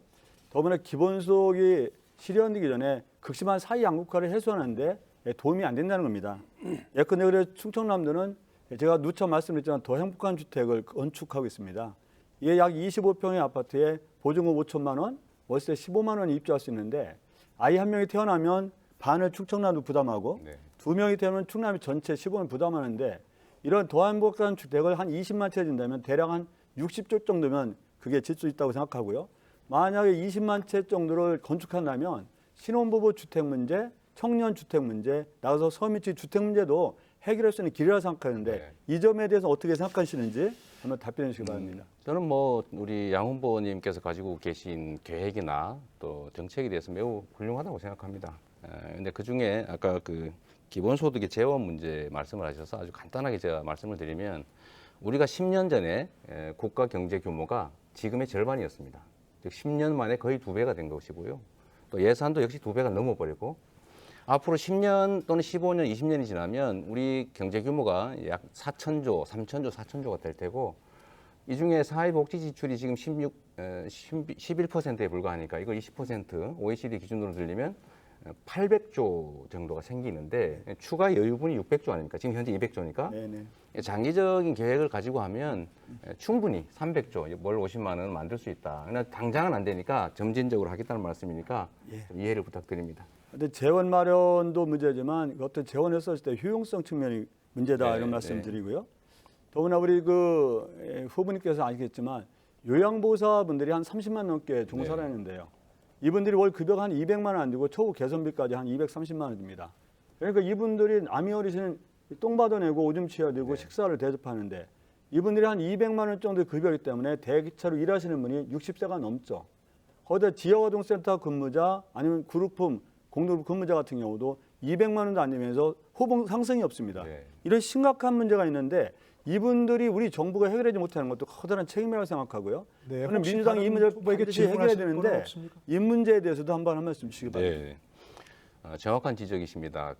저도 이 공공복지 사회적 일자리가 사실은 임금을 착취하는 구조가 돼서는 안 되거든요. 처우 개선을 통해서 좋은 일자리를 만들어야 된다는 말씀 제가 드리고 그건 공감합니다. 특히 사회적 일자리는 이제 유럽 선진국에 비해서 우리가 너무 작죠. 그래서 사회적 일자리에 대한 예산을 좀 늘리고 인원도 늘리고 처우도 좀 늘려서 좋은 일자리로 만들 수 있다 이렇게 말씀드리겠습니다. 예, 다른 후보에게도 좀 질문. 박용진 후보에게 묻겠습니다. 예, 어제도 말씀드렸지만 지금 법인세와 소득세 동시 인하를 주장하시는 거죠? 네. 저는 그게 일자리를 창출하는데 도저히 이해가 안 된다 그런 말씀을 드리고요. 법인세는 어제도 말씀드렸지만 매출액 순위 1%가 80% 법인 소득세입니다. 소득세만 해도 상위 10%가 한 72.5%를 부담하거든요. 법인 같은 경우는요. 대한민국 법인 소득 신고한 대상자 중에서 49%는 소득세 한 푼도 못 냅니다. 임금 근로자 같은 경우도 한 38%는 소득세 한 푼도 못 내죠. 그런 상태라면 우리가 법인과 소득세를 인하한다는 것은 결국 사회 양극화 해소에 도움이 되지 않을 뿐만 아니라 어떤 일자리 창출 같은 경우도 커다란 문제가 있다. 저는 그런 면에서 우리 박용진 후보 정말 제가 아끼는 후보인데 리베로를 주장했지만 리베로보다는 제대로 좀 했으면 좋겠다. 이런 충고를 드리는데 아까 그 소득세 어제 한 가지 더 말씀드리면요. 이게 그냥 부자 감세가 아니라고 했습니다. 그냥 네. 부자 법인에 대한 감세죠.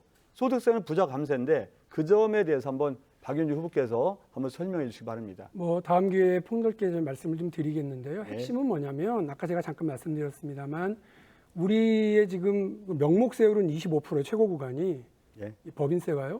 그런데 그 실효세율은 주요 그 초우량 대기업들 중심으로만 실효세율을 적용하니까 17%, 15%밖에 안 됩니다. 이렇게 되면 오히려 더 문제가 더 커지지 않겠습니까? 네, 미진한 부분이 있으면 본인 시간에 쓰시고요.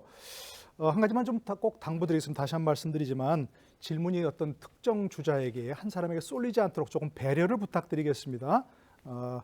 이런 배려하시는 모습도 아마 시청자분들께서 채 좀 하시고 계실 거라고 생각이 되겠습니다. 다음 순서 박용진 후보입니다. 상대 후보 지목하시고 질문해 주시죠. 예, 이재명 후보에게 말씀드리겠습니다. 네. 감사합니다. 이 기본주택이 나쁘다라는 게 아니에요. 네. 문제는 제가 이 좋은 정책을 왜 말만 하고 홍보만 하고 모델하우스부터 먼저 지으셨냐. 그 돈이 한 20억 정도는 될 것으로 제가 보여요. 그 20억이면 주택도시기금에서 2천억 정도를 가져와서 경기도에서 그 조그마한 데가 아니라 정말 제대로 근사하게 기본주택을 마련하면 온 국민이 그걸 보고 희망을 가질 수 있지 않겠냐. 그 말씀을 드리는 거예요. 좋은 정책을 말만 앞세우고 홍보만 앞세우고 이렇게 하시지 말자는 말씀을 드렸는데 뭐라고 그러셨냐면 그거 시범단지가 있다 그랬는데요. 장수명 시범단지예요. 말씀하신 남양주에 있는 건. 그리고 그냥 그건 공공주택이잖아요. 범계에 여기에 있는 건 공공복합청사예요. 그거를 기본주택이라고 이야기하고 장수명 아파트 시범단지를 그 기본주택이라고 얘기를 하시면 세상에 짓고 있는 모든 것은 다 기본주택이에요. 그러니까 그거는 적절하지 않으신 것 같고요. 그래서 그 뭐가 좀 정책이 잘못됐다 그러면 생각을 바꾸셔야지 말을 바꾸시면 안 된다고 저는 생각을 합니다. 그러니까 그 문제에 대해서 좀 명확하게 이해를 해주셨으면 좋겠고요. 네. 그다음에 네, 질문을 제가 답을 드리면 그 국부펀드 제가 말하는 국부펀드와 기본소득과 관련된 얘기입니다. 그 어제도 말씀드렸습니다만 국부펀드에는 재정이 하나도 들어가지 않지만 기본소득에는 25조 50조라고 하는 1년에 그만큼이 들어갈 계획을 세우셨어요. 또 알겠습니다. 국민에게 우리 국민들에게 5억을 우리는 마련해 주는 계획이고요. 다만 우리 이재명 후보 식의 이런 방식은 월 4만 원, 8만 원입니다. 그러니까 이게 중산층을 더 키우는 방식과 그냥 소비를 증진시키는 방식 이런 비교를 충분히 가능하게 제가 어제 정책 언팩쇼에서 말씀을 드렸는데 그걸 듣고 어떤 느낌이 드셨는지 말씀을 듣고 싶습니다.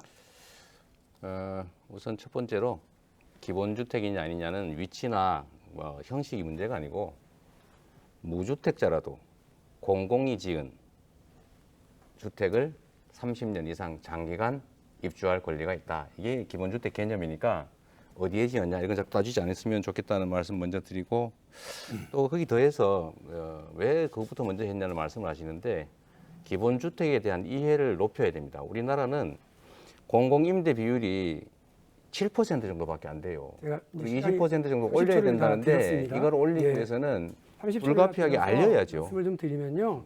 그래서 제가 시범단지가 있다고 갑자기 그러셔서 사실관계를 확인달라고 그랬더니 이제 와서 또 그 다음에는 시범적 여기 있습니다. 부지라고 얘기를 하셨어요. 여기 있습니다. 아니 공고 내신 걸 보세요. 사업 공고를 직접 내셨잖아요. 그거를 자꾸 우기시면 안 된다고요. 그러니까 생각을 바꾸세요. 말을 바꾸지 마시고요.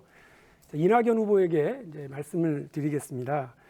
그 부동산 정책 실패를 인정하셨었잖아요. 총리 시절에. 예. 그와 관련해서 근데 최근에 이제 부동산 정책 관련해서 다시 내셨는데 사실상 부동산 정책 관련해서 시장에서 연전연패를 했었을 때 총리를 하고 계셨는데 그 사실상 이번에 낸 계획도 그냥 똑같은 시즌2 아니냐라고 하는 시장의 반응이 있습니다. 연전연패한 장수로서 전쟁에 실패했던 장수로서 본인이 대통령이 되면 이 부동산 전쟁에서 이길 수 있다. 자신하시나요? 최선을 다해야죠. 일정한 한계는 있을 겁니다만 그러나 과거와는 다를 겁니다. 우선은 제가 그 가장 큰 실패 원인이 지속적 공급이 이루어지지 않았고 수요를 충분히 한 바탕 위에서 예측 가능한 공급이 있었어야 되는데 그걸 못했다는 것인데요. 그렇게 공급이 지속적이고 예측 가능하게 이루어진다면 상황은 사뭇 달라질 것이라고 믿습니다. 우리 이재명 후보에게는요, 제가 아마 뭐 다음에 또 토론회가 생기지 않을까 이런 생각을 하고 있으니까 기본주택 관련해서는 사실관계를 정확하게 서로 파악하는 시간이 있을 겁니다. 하나 더 우리 이낙연 후보님께 말씀을 드리면 그 중산층 70% 신복지를 약속을 하셨어요. 근데 이거 역시 재정 부담이 기본소득 못지않게 만만치 않게 들어갈 것 같습니다. 근데 오히려 중산층을 만들려면 경제가 성장하고 자산 형성을 도와줘야 되는 것일 텐데 박용진의 국부펀드 전략과는 다르게 신복지로 복지 정책으로 중산층을 만든다. 이게 좀 가능할까요? 그렇지 않죠. 네, 지금 제가 이건 5대 성장 잠깐만요. 전략을 발표한 바 있습니다. 박용진 후보에게 지목된 배정된 시간이 끝났고요. 마침 또 다음 순서가 이낙연 후보시니까 말씀하시고 좀 미전 한번 말씀하시고 예. 또 상대 지목하고 질문하시면 되겠습니다. 시작하시죠. 네, 신복지는 최소한도의 인간다운 삶을 보장해 드리자는 것이지 그것이 중산층을 두텁게 하는 그 절대 전략은 아니고요. 중산층 경제의 핵심은 5대 성장 전략이라는 말씀을 드립니다. 이재명 후보께 한 가지 여쭙겠습니다. 5월 말 그 경기도지사 공간에서 부패를 했어요. 그런데 그날 도청 의전팀 직원 2분이 코로나19 확진 판정을 받았네요. 그와 관련해서 언론들의 의혹 제기가 잇따르고 있습니다. 대체로 4가지 의혹입니다. 첫째는 역학조사는 기초자치단체에서 하게 되어 있는데 왜 경기도 역학조사관을 배정했는가 하는 것입니다. 국회도 확진자가 나오면 영등포 구청에서 역학조사를 하고 국회가 하는 것은 아니거든요. 둘째는 이 후보를 포함해서 4분이 식사를 하셨다는데 출장 부패를 했다는 것이 맞는 것인지. 셋째는 그 확진 날짜가 5월 27일인지 30일인지가 좀 애매합니다. 네 번째는 이 경기도의회 등의 정보 공개 요구를 왜 사뭇 거부하고 계시는지 그때의 비용이라든가 참석자 등을 공개할 용의는 없으신지 하는 것입니다. 마지막 질문이 뭐였죠? 네, 마지막이 뭐라고요? 네. 뭘 공개? 예. 그날의 비용 참석자. 네. 제가 분명히 말씀드리면요, 그날 단체장 3분하고 저하고 식사했습니다. 그리고 그날 부패를 한 게 아니고 저희가 전문 요리사나 고용된 조리사가 없기 때문에 저희가 이제 오찬이나 만찬을 하면 다 주문을 해서 먹습니다. 주문해 온 공급한 측이 부패를 하는 것이지 우리가 부패를 먹은 건 아닙니다. 그냥 식사였고요. 역학조사를 왜 국회는 안 하는데 왜 경기도가 하느냐고 하시는데 잘 아시겠지만 역학조사의 주체는 도입니다. 도가 이제 지휘하고요. 도에도 역학조사관이 있고 원래 하다가 양 지사님 잘 아실 것 같은데 지방의 시군에 맡긴 거는 얼마 안 됐죠. 그래서 도와 직접 관계된 것은 도에서 지금도 계속 하고 있고 시군에도 일부는 시군과는 시군에 맡겨 있다는 말씀드리고요. 제가 날짜가 며칠인지 모르겠는데 어쨌든 그 부패 그러니까 출장 온 음식업체 그 직원 때문에 우리 직원이 감염된 그날은 날짜는 정확히 모르겠습니다만 그날은 우리 3분의 단체장하고 저하고 식사한 날이 왔습니다. 그리고 그분들 이름을 공개하면 그분들 조금 그러지 않을까요? 자료를 한번 공개를 하시지 그러세요. 네. 그 공간에 누구하고 식사했는지 혹시 우리 총리님도 몇 날 며칠 한 거 하나? 저는 전부 공개합니다. 네, 했습니다. 제가 그러면 알려드릴게요. 지금. 예. 알려드릴까요? 아니 나중에 언론한테 제가 한번 나중에 알려드리겠습니다. 네. 추미애 후보께 말씀드립니다. 아까 국무조정실장 제가 총리하면서 국무조정실장 2분과 같이 일했는데요. 홍남기 국무조정실장은 저보다 먼저 임명받은 문재인 정부 인사 1호였습니다. 대통령 임명되고 처음 발표되신 분이 그분이었어요. 이미 일하고 있었습니다. 제가 총리로 지명받을 때. 2번째 국무조정실장은 그 당시에 국무 2차장에서 승진한 것이죠. 국무 2차장으로 된 것은 박근혜 정부 때였습니다. 사실관계를 바로잡아 드리겠습니다. 저는 그렇게 잠깐만요. 먼저 됐다 할 수 답변할 잠깐만요. 제가 사실관계를 말씀드리는 네네. 겁니다. 제가 기재부 차관을 국무조정실장으로 쓴 일이 없다는 건 말씀드리는 겁니다. 그다음에 검찰개혁을 계속 말씀 주시는데요. 총리 때는 조국 수석과 검찰개혁안에 대해서 수시로 보고받고 협의를 했고 일치된 안을 가지고 그 발표를 했었습니다. 그리고 대표 때는 그때 이제 장관을 하셨는데요. 고비마다 당정청 협의를 거쳐서 했다는 것, 제가 독단적으로 하거나 또는 하지 않거나 그런 일이 없었다는 것을 아마 아실 겁니다. 그리고 윤석열 총장의 과도한 수사에 대해서 수시로 말했다는 것이 계속 지금 SNS도 오르고 있는데 기억이 안 나신다 그러니까 기억해 주시기 바랍니다. 네, 역시 답변 시간을 드려야 되는데 예. 또 역시 추미애 후보 답변 순서이기 때문에 이분 답변하시고 또 다른 질문 또 하시기 부탁드리겠습니다. 네, 저는 우리 정세균 후보님과 이낙연 후보님 두 분께 함께 질문을 드립니다. 얼마 전 정 후보님께서는 이광재 후보와 단일화를 하셨는데요.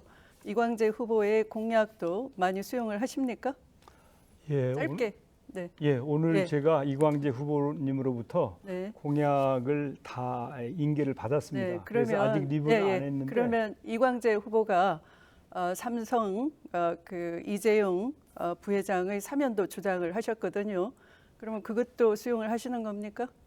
그것은 저는 공약이라고 생각하지는 않고 이광재 후보님의 의견을 그 묻습니다. 소신이라고 아니, 그럼 의견을 묻습니다. 제 의견을 묻는 네, 겁니까? 그 부분에 네, 대해서. 네. 그러니까 그건 이광재 후보님하고는 관계없이 네. 저는 어떻게 생각을 하고 있냐면 국민적인 공감대가 만들어지면 이 경제 일선으로 네, 알았습니다. 복귀할 수 있다고 네, 봅니다. 네.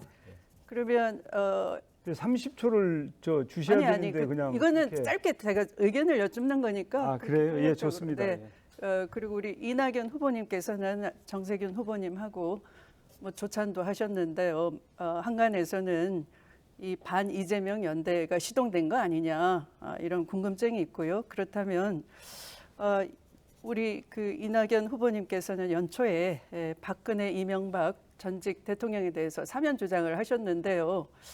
가만 보면 만약에 그렇게 반 이재명 연대를 하시면은 그것은 또한 사면 연대가 되는 거 아니냐 이런 지지층의 우려가 많습니다. 좀 설명 부탁드립니다. 제가 당장 사면해야 한다고 주장한 적은 한 번도 없고요. 적절한 시기가 되면 건의드릴 수 있다 이렇게 말씀을 드렸고요. 그리고 그 문제도 많은 저항이 있어서 바로 정리를 했었습니다. 그 정리는 네, 알겠습니다. 자연스럽게 또 말씀드리지 질문을 않겠습니다. 드리겠습니다. 이 후보자님은 대부분 직접 뭐 도전하기보다는 참 그 꽃길만 걸어왔다 이런 세간의 평가가 있습니다. 거대한 기득권에 맞서서 싸우시기보다는 좀 어제도 그 김대중 노무현 대통령 언급하시면서 도전 정신이라고 언급을 하셨는데 감동을 주진 못한 것 같아요. 검찰 출신이 검찰 개혁 할 수 있다 우리 안 믿죠. 이미 뭐 깨진 거고요. 언론인 출신이면서 언론 개혁 잘할 수 있다라고 하시는데 이 언론 개혁 지난번 미디어위원회 만들겠다 하셨는데요. 뭐 검찰 개혁도 역시 당 대표 시절에 검찰 개혁 특위 만들었지 않느냐 이렇게 답변하시더라고요. 그거야말로 떠넘기고 책임 회피인데 직접 하셔야지 왜 위원회를 만들어서 하신다면 그것은 책임 회피 공약 아닐까요? 예, 아시는 것처럼 국회는 상임위 중심으로 움직이고 있고요. 법사위원장이 그 일을 맡고 계셨습니다. 그래서 법사위원장 중심의 특위로 운영한 것은 당연한 않았고요. 것이고요. 지휘도 안 하셨죠. 그래서 당연한 것이고요. 이재명 후보에게 조금만 질문을 30초 최소 30초는 좀 예, 답변해 주시도록 그러게 말입니다. 보장하시죠. 제가 기자할 때 그 안기부하고 동아일보 기자들하고 대치하고 있을 때 그 안기부에 대한 기자들의 항의 성명도 제가 대표 집필해서 보낸 적도 있습니다. 그러나 된 것은 없습니다. 저도 기억나지 않고요. 이재명 후보에게 질문을 드리겠습니다. 뭐 여러 가지 개혁하셨다라고 하시는데요. 제 기억에 이 거대 기득권인 검찰과 언론, 재벌 대기업과는 싸워본 적이 없지 않은가 싶고요. 또 공정보다 최근에는 성장을 자꾸 얘기를 하시고 하니까 이 기업과 노동자가 만약에 싸울 때는 이 재벌 기업 편을 들 우려가 있지 않느냐 이런 생각도 들고요. 또 공약을 뭐 99% 이행하셨다 자꾸 많이 주장을 하시지만 이 기득권과 맞서서 불공정을 근본적으로 구조적으로 고쳐야 한 임계점에 이르렀지 않습니까? 네. 그런데 그런 여러 말씀이 기본소득 공약처럼 너무 과대 포장된 거 아닌가 매우 공허하다 라는데 좀 자기 점검이 필요한 때 아닌가 싶어요. 네, 뭐 지적 뭐 일리 있으시고요. 열심히 수용해서 더 나은 성과를 내도록 하겠습니다. 예, 마지막 마무리 발언에서 혹시 미진한 부분 있으시면 하실 기회를 드리겠습니다. 네, 다음 순은 김두관 후보입니다. 상대 후보 지목하시고 질문해 주시죠. 먼저 이재명 후보에게 좀 물어보고 싶습니다. 기본주택은 무주택자들이 한 월 50만 원 내고 30년간 계속 사는 거죠, 영구적으로. 그게 이제 조성 원가가 있고 유지 관리 비용이 있기 때문에 손실을 보지 않는 범위 내에서 조금씩 증액은 되겠죠. 물가가 올라가니까. 그러나 기본적으로 이익을 붙이지는 않는다. 그런 개념을 이해하시면 되겠습니다. 운영은 누가 하시는 거죠?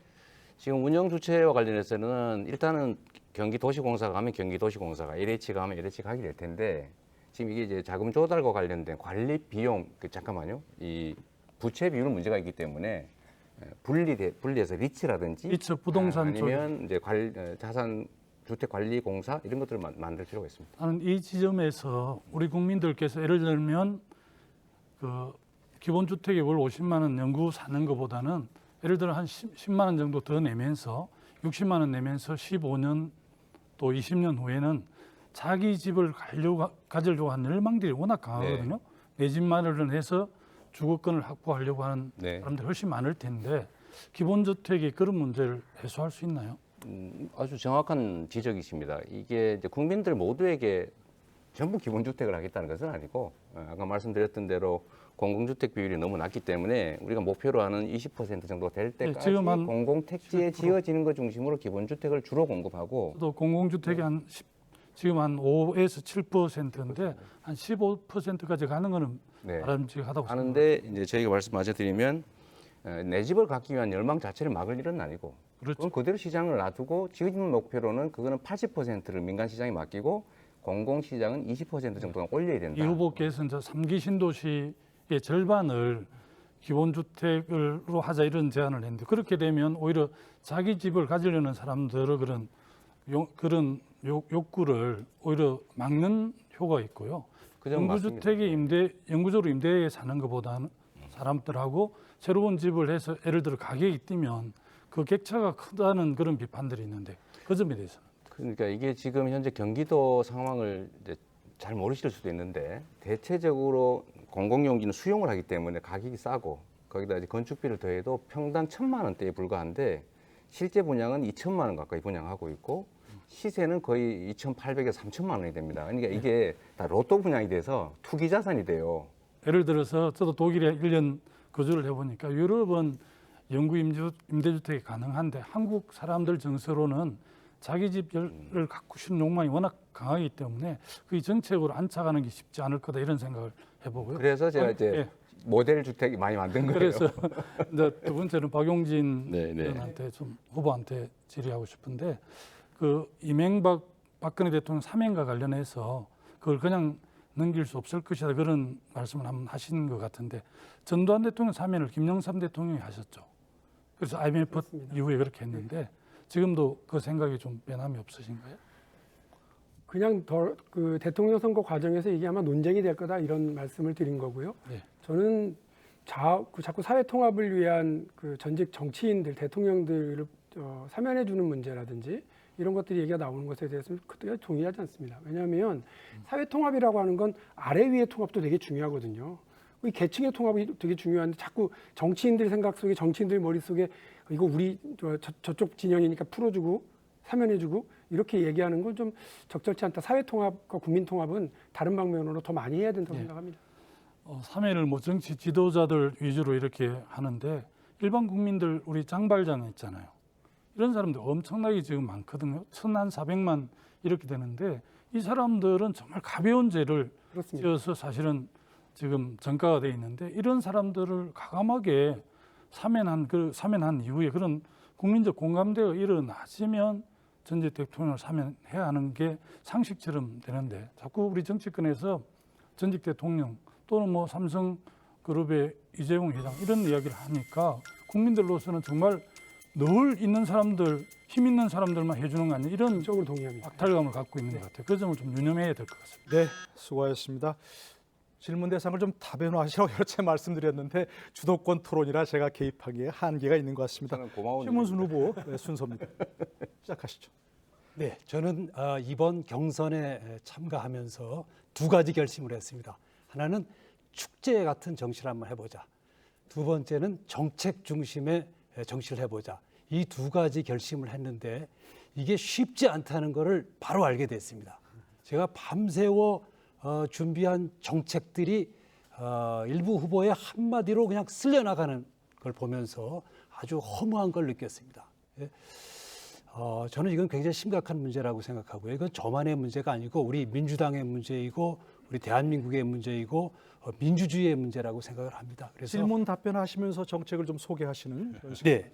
그래서 뭐 지금까지 발생한 일은 그렇다 하더라도 이런 일이 더 있어서는 안 되겠다. 그래서 이재명 후보님께 부탁을 드립니다. 이 자리를 빌어서 앞으로 바지 운운하는 이런 발언은 좀 하지 말아주시고 국민들께 사과해 주시면 고맙겠습니다. 네. 네, 뭐 전에도 우리 추미애 후보께서 말씀하셔서 제가 사과 말씀드렸는데 뭐 답답해서 한 일이긴 합니다만 제가 지나쳤던 것 같습니다. 사과드립니다. 네, 그리고 다시는 안 하실 거죠? 할 필요가 없겠지요. 설마 그 저한테 또 물어보겠습니까? 그런 거. 꼭 그렇게 해주시길 부탁드리고 이 자리는 5천만 국민에게 우리가 국민들을 어떻게 모실까를 보고드리고 선택받는 매우 신성하고 엄숙한 자리라는 점을 다시 말씀 올립니다. 존경하는 이낙연 후보님과 정세균 후보님 두 분께 여쭙겠습니다. 이게 제가 토론에 나갈 때 질문을 해달라는 가장 많은 요청을 받는 질문입니다. 코로나 이후에 피해를 보신 분들이 칼로 무 자르듯이 그렇게 선명합니다. 예를 들어 1년 반 동안 수입이 전혀 없으신 분들이 있으시죠. 해외 관광객들을 모시는 분들, 또 관광버스 운전기사님들, 또 헬스장도 문을 닫은 데가 많고요. 카페라든가 특히 유흥업소, 노래방 이런 데가 문을 닫은 데가 많고 해고가 많이 일어났습니다. 그리고 전통시장도 굉장히 어려움을 겪고 있고 제가 오늘 전통시장 연합회도 뵀는데 특히 익산의 중앙시장의 상인 여러분들께서 침수 피해를 겪고 계시다는데 이 자리를 빌어서 위로의 말씀을 올립니다. 근데 이제 정부의 정책이 지금 단순하게 재난지원금 25만 원씩 드리는 것 이렇게 단순한 정책으로 되어 있습니다. 근데 이 재난지원금만을 받아가지고는 실직 가장들 1년 반 동안 수입이 없는 분들이 가족을 부양할 수가 없습니다. 그래서 그분들에 대한 특별한 정책이 좀 필요하다고 생각을 하고요. 저는 그래서 취직사회 책임제를 만들었고 그 정책을 만들어서 호응이 많은 이유가 바로 이렇게 실직 가장들이 많기 때문입니다. 두 분께서는 국가의 재정을 운영해 본 풍부한 경험이 있으신 만큼 어떻게 했으면 좋을지 답변을 부탁해 올리도록 하겠습니다. 이낙연 후보와 또 누구에게 질문하셨죠? 정세균 후보 두 분 먼저 그럼 하시겠습니까? 할까요? 네. 우선은 그 추경이 빨리 처리됐으면 좋겠습니다. 하루라도 빠른 집행이 필요하고요. 이번에 손실보상제가 입법화됐습니다만은 그 대상이 영업 제한 또는 영업 금지 업종으로 되다 보니까 제한이나 금지를 받지 않은 업종은 피해가 있어도 좀 지원이 어려운 그런 상황이 생깁니다. 예를 들면 여행업, 조금 전에 말씀 주신 전세버스, 또 공연 이런 곳이죠. 이번에 추경이 그 중소기업부의 예산으로 좀 반영이 된 것 같습니다만 그런 걸 좀 세밀하게 하고 아까 그 칼로 무 자르듯이 안 되는 거거든요. 그래서 네, 그 주변에 있는 하시고, 걸 많이 세심하게 살펴야 총리에게 한다고 넘겨주시죠.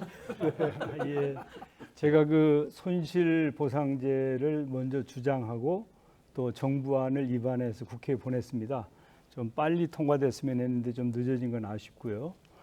재난지원금이 원래는 유흥업소는 해당 사항이 없었습니다. 그런데 제가 유흥업소도 당연히 세금도 내고 고용도 하기 때문에 포함이 돼야 된다고 해서 포함을 시켰습니다. 나름대로 노력은 했지만 부족한 부분이 많은데 앞으로 더 잘 개선해야 될 것 같습니다. 네, 잘 들었습니다. 마지막 순서입니다. 오래 기다리셨고요. 정세균 후보에게 드리겠습니다. 상대 후보 지목하시고 질문 우리 해주시죠. 이낙연 후보님께 질문하겠습니다. 저는 그 주택 정책이 우선 가격 하향 안정, 공공과 민간이 그 280만 호의 폭탄 공급, 세 번째는 이제 선 가격 안정 후 세제 개편 뭐 이런 게 원칙인데 저는 그 시장의 힘을 어느 정도 인정해야 된다.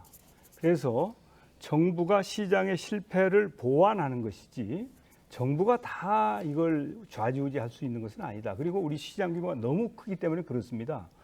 그런데 이제 이낙연 후보님께서는 토지공개념 3법을 발표하시면서 그 방법을 통해서 이 주택 문제를 해결하겠다 이렇게 하신 것 같은데 저는 그 토지 소유 불평등 또 활용의 문제점 이런 철학에는 공감을 합니다. 그렇지만은 지금은 주택 가격을 안정시켜야 될 타이밍이고 공급을 늘려서 이걸 해야 되는데 이 후보님의 그 3법은 주택 공급을 확대하는데 애로가 있을 것 같아요. 원가도 상승시키고 여러 가지 그런 문제에 대해서 고민해 보셨는지.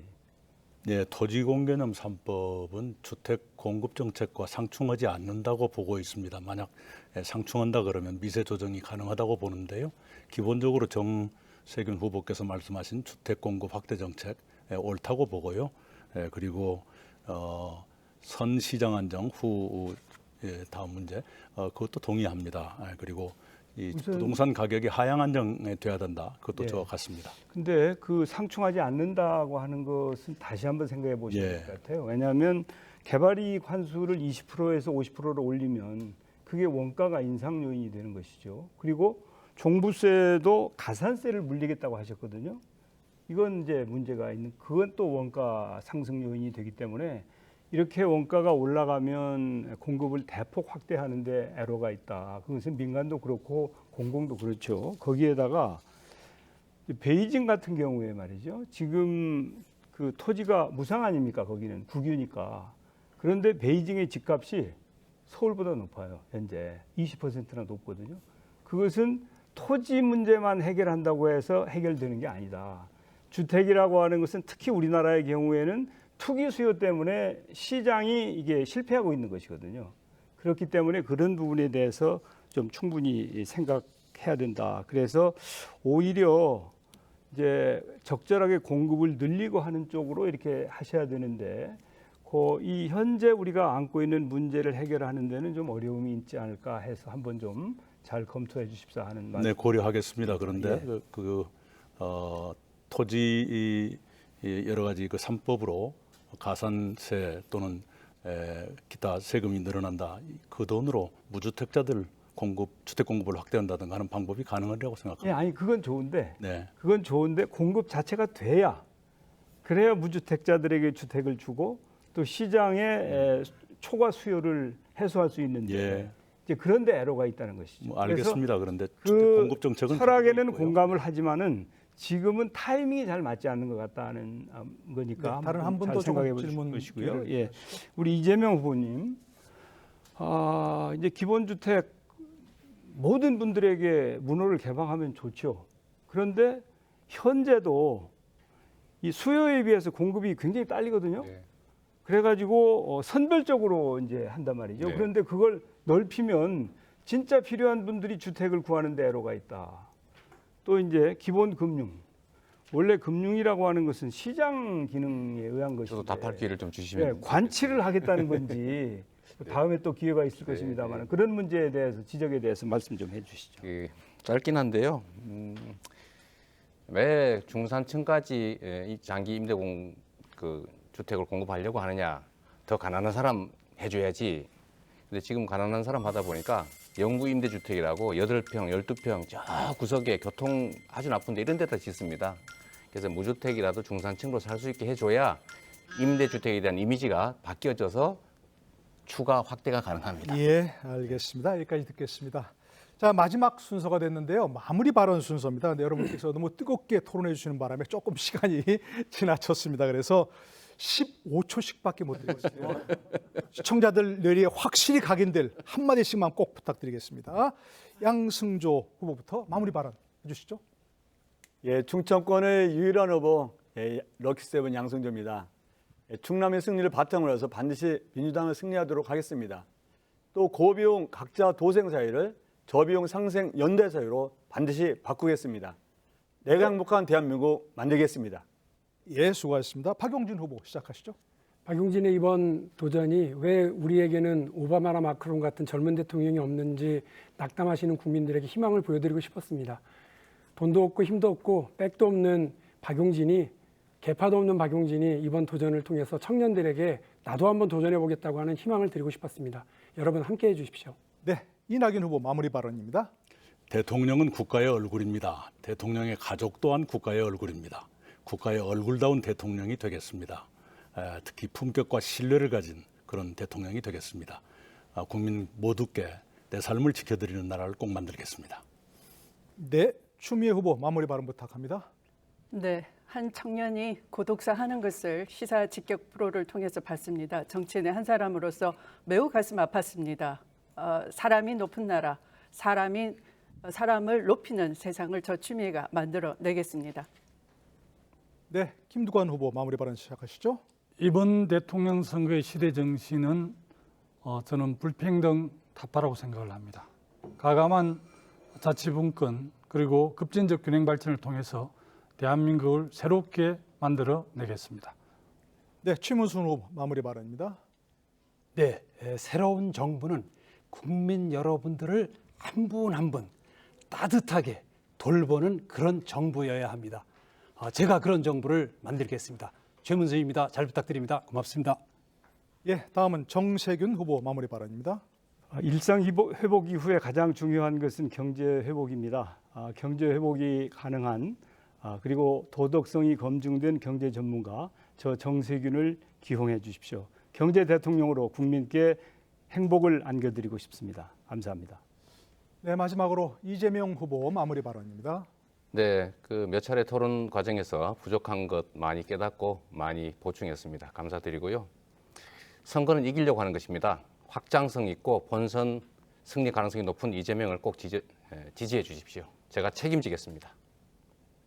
네, 마무리 발언까지 잘 들었고요. 후보 8분 장시간 토론 수고 많으셨습니다. 고맙습니다. 네, 하셨고요. 더불어민주당 대선 후보 예비 경선 투표는 내일부터 11일 오후 3시까지 여론조사 50%, 당원조사 50% 비율로 진행됩니다. 투표 결과에 따라 상위 6명만 본 경선에 진출하며 11일 오후 5시 30분 그 결과가 발표될 예정입니다. 이로써 오늘 토론회 모두 마치겠습니다.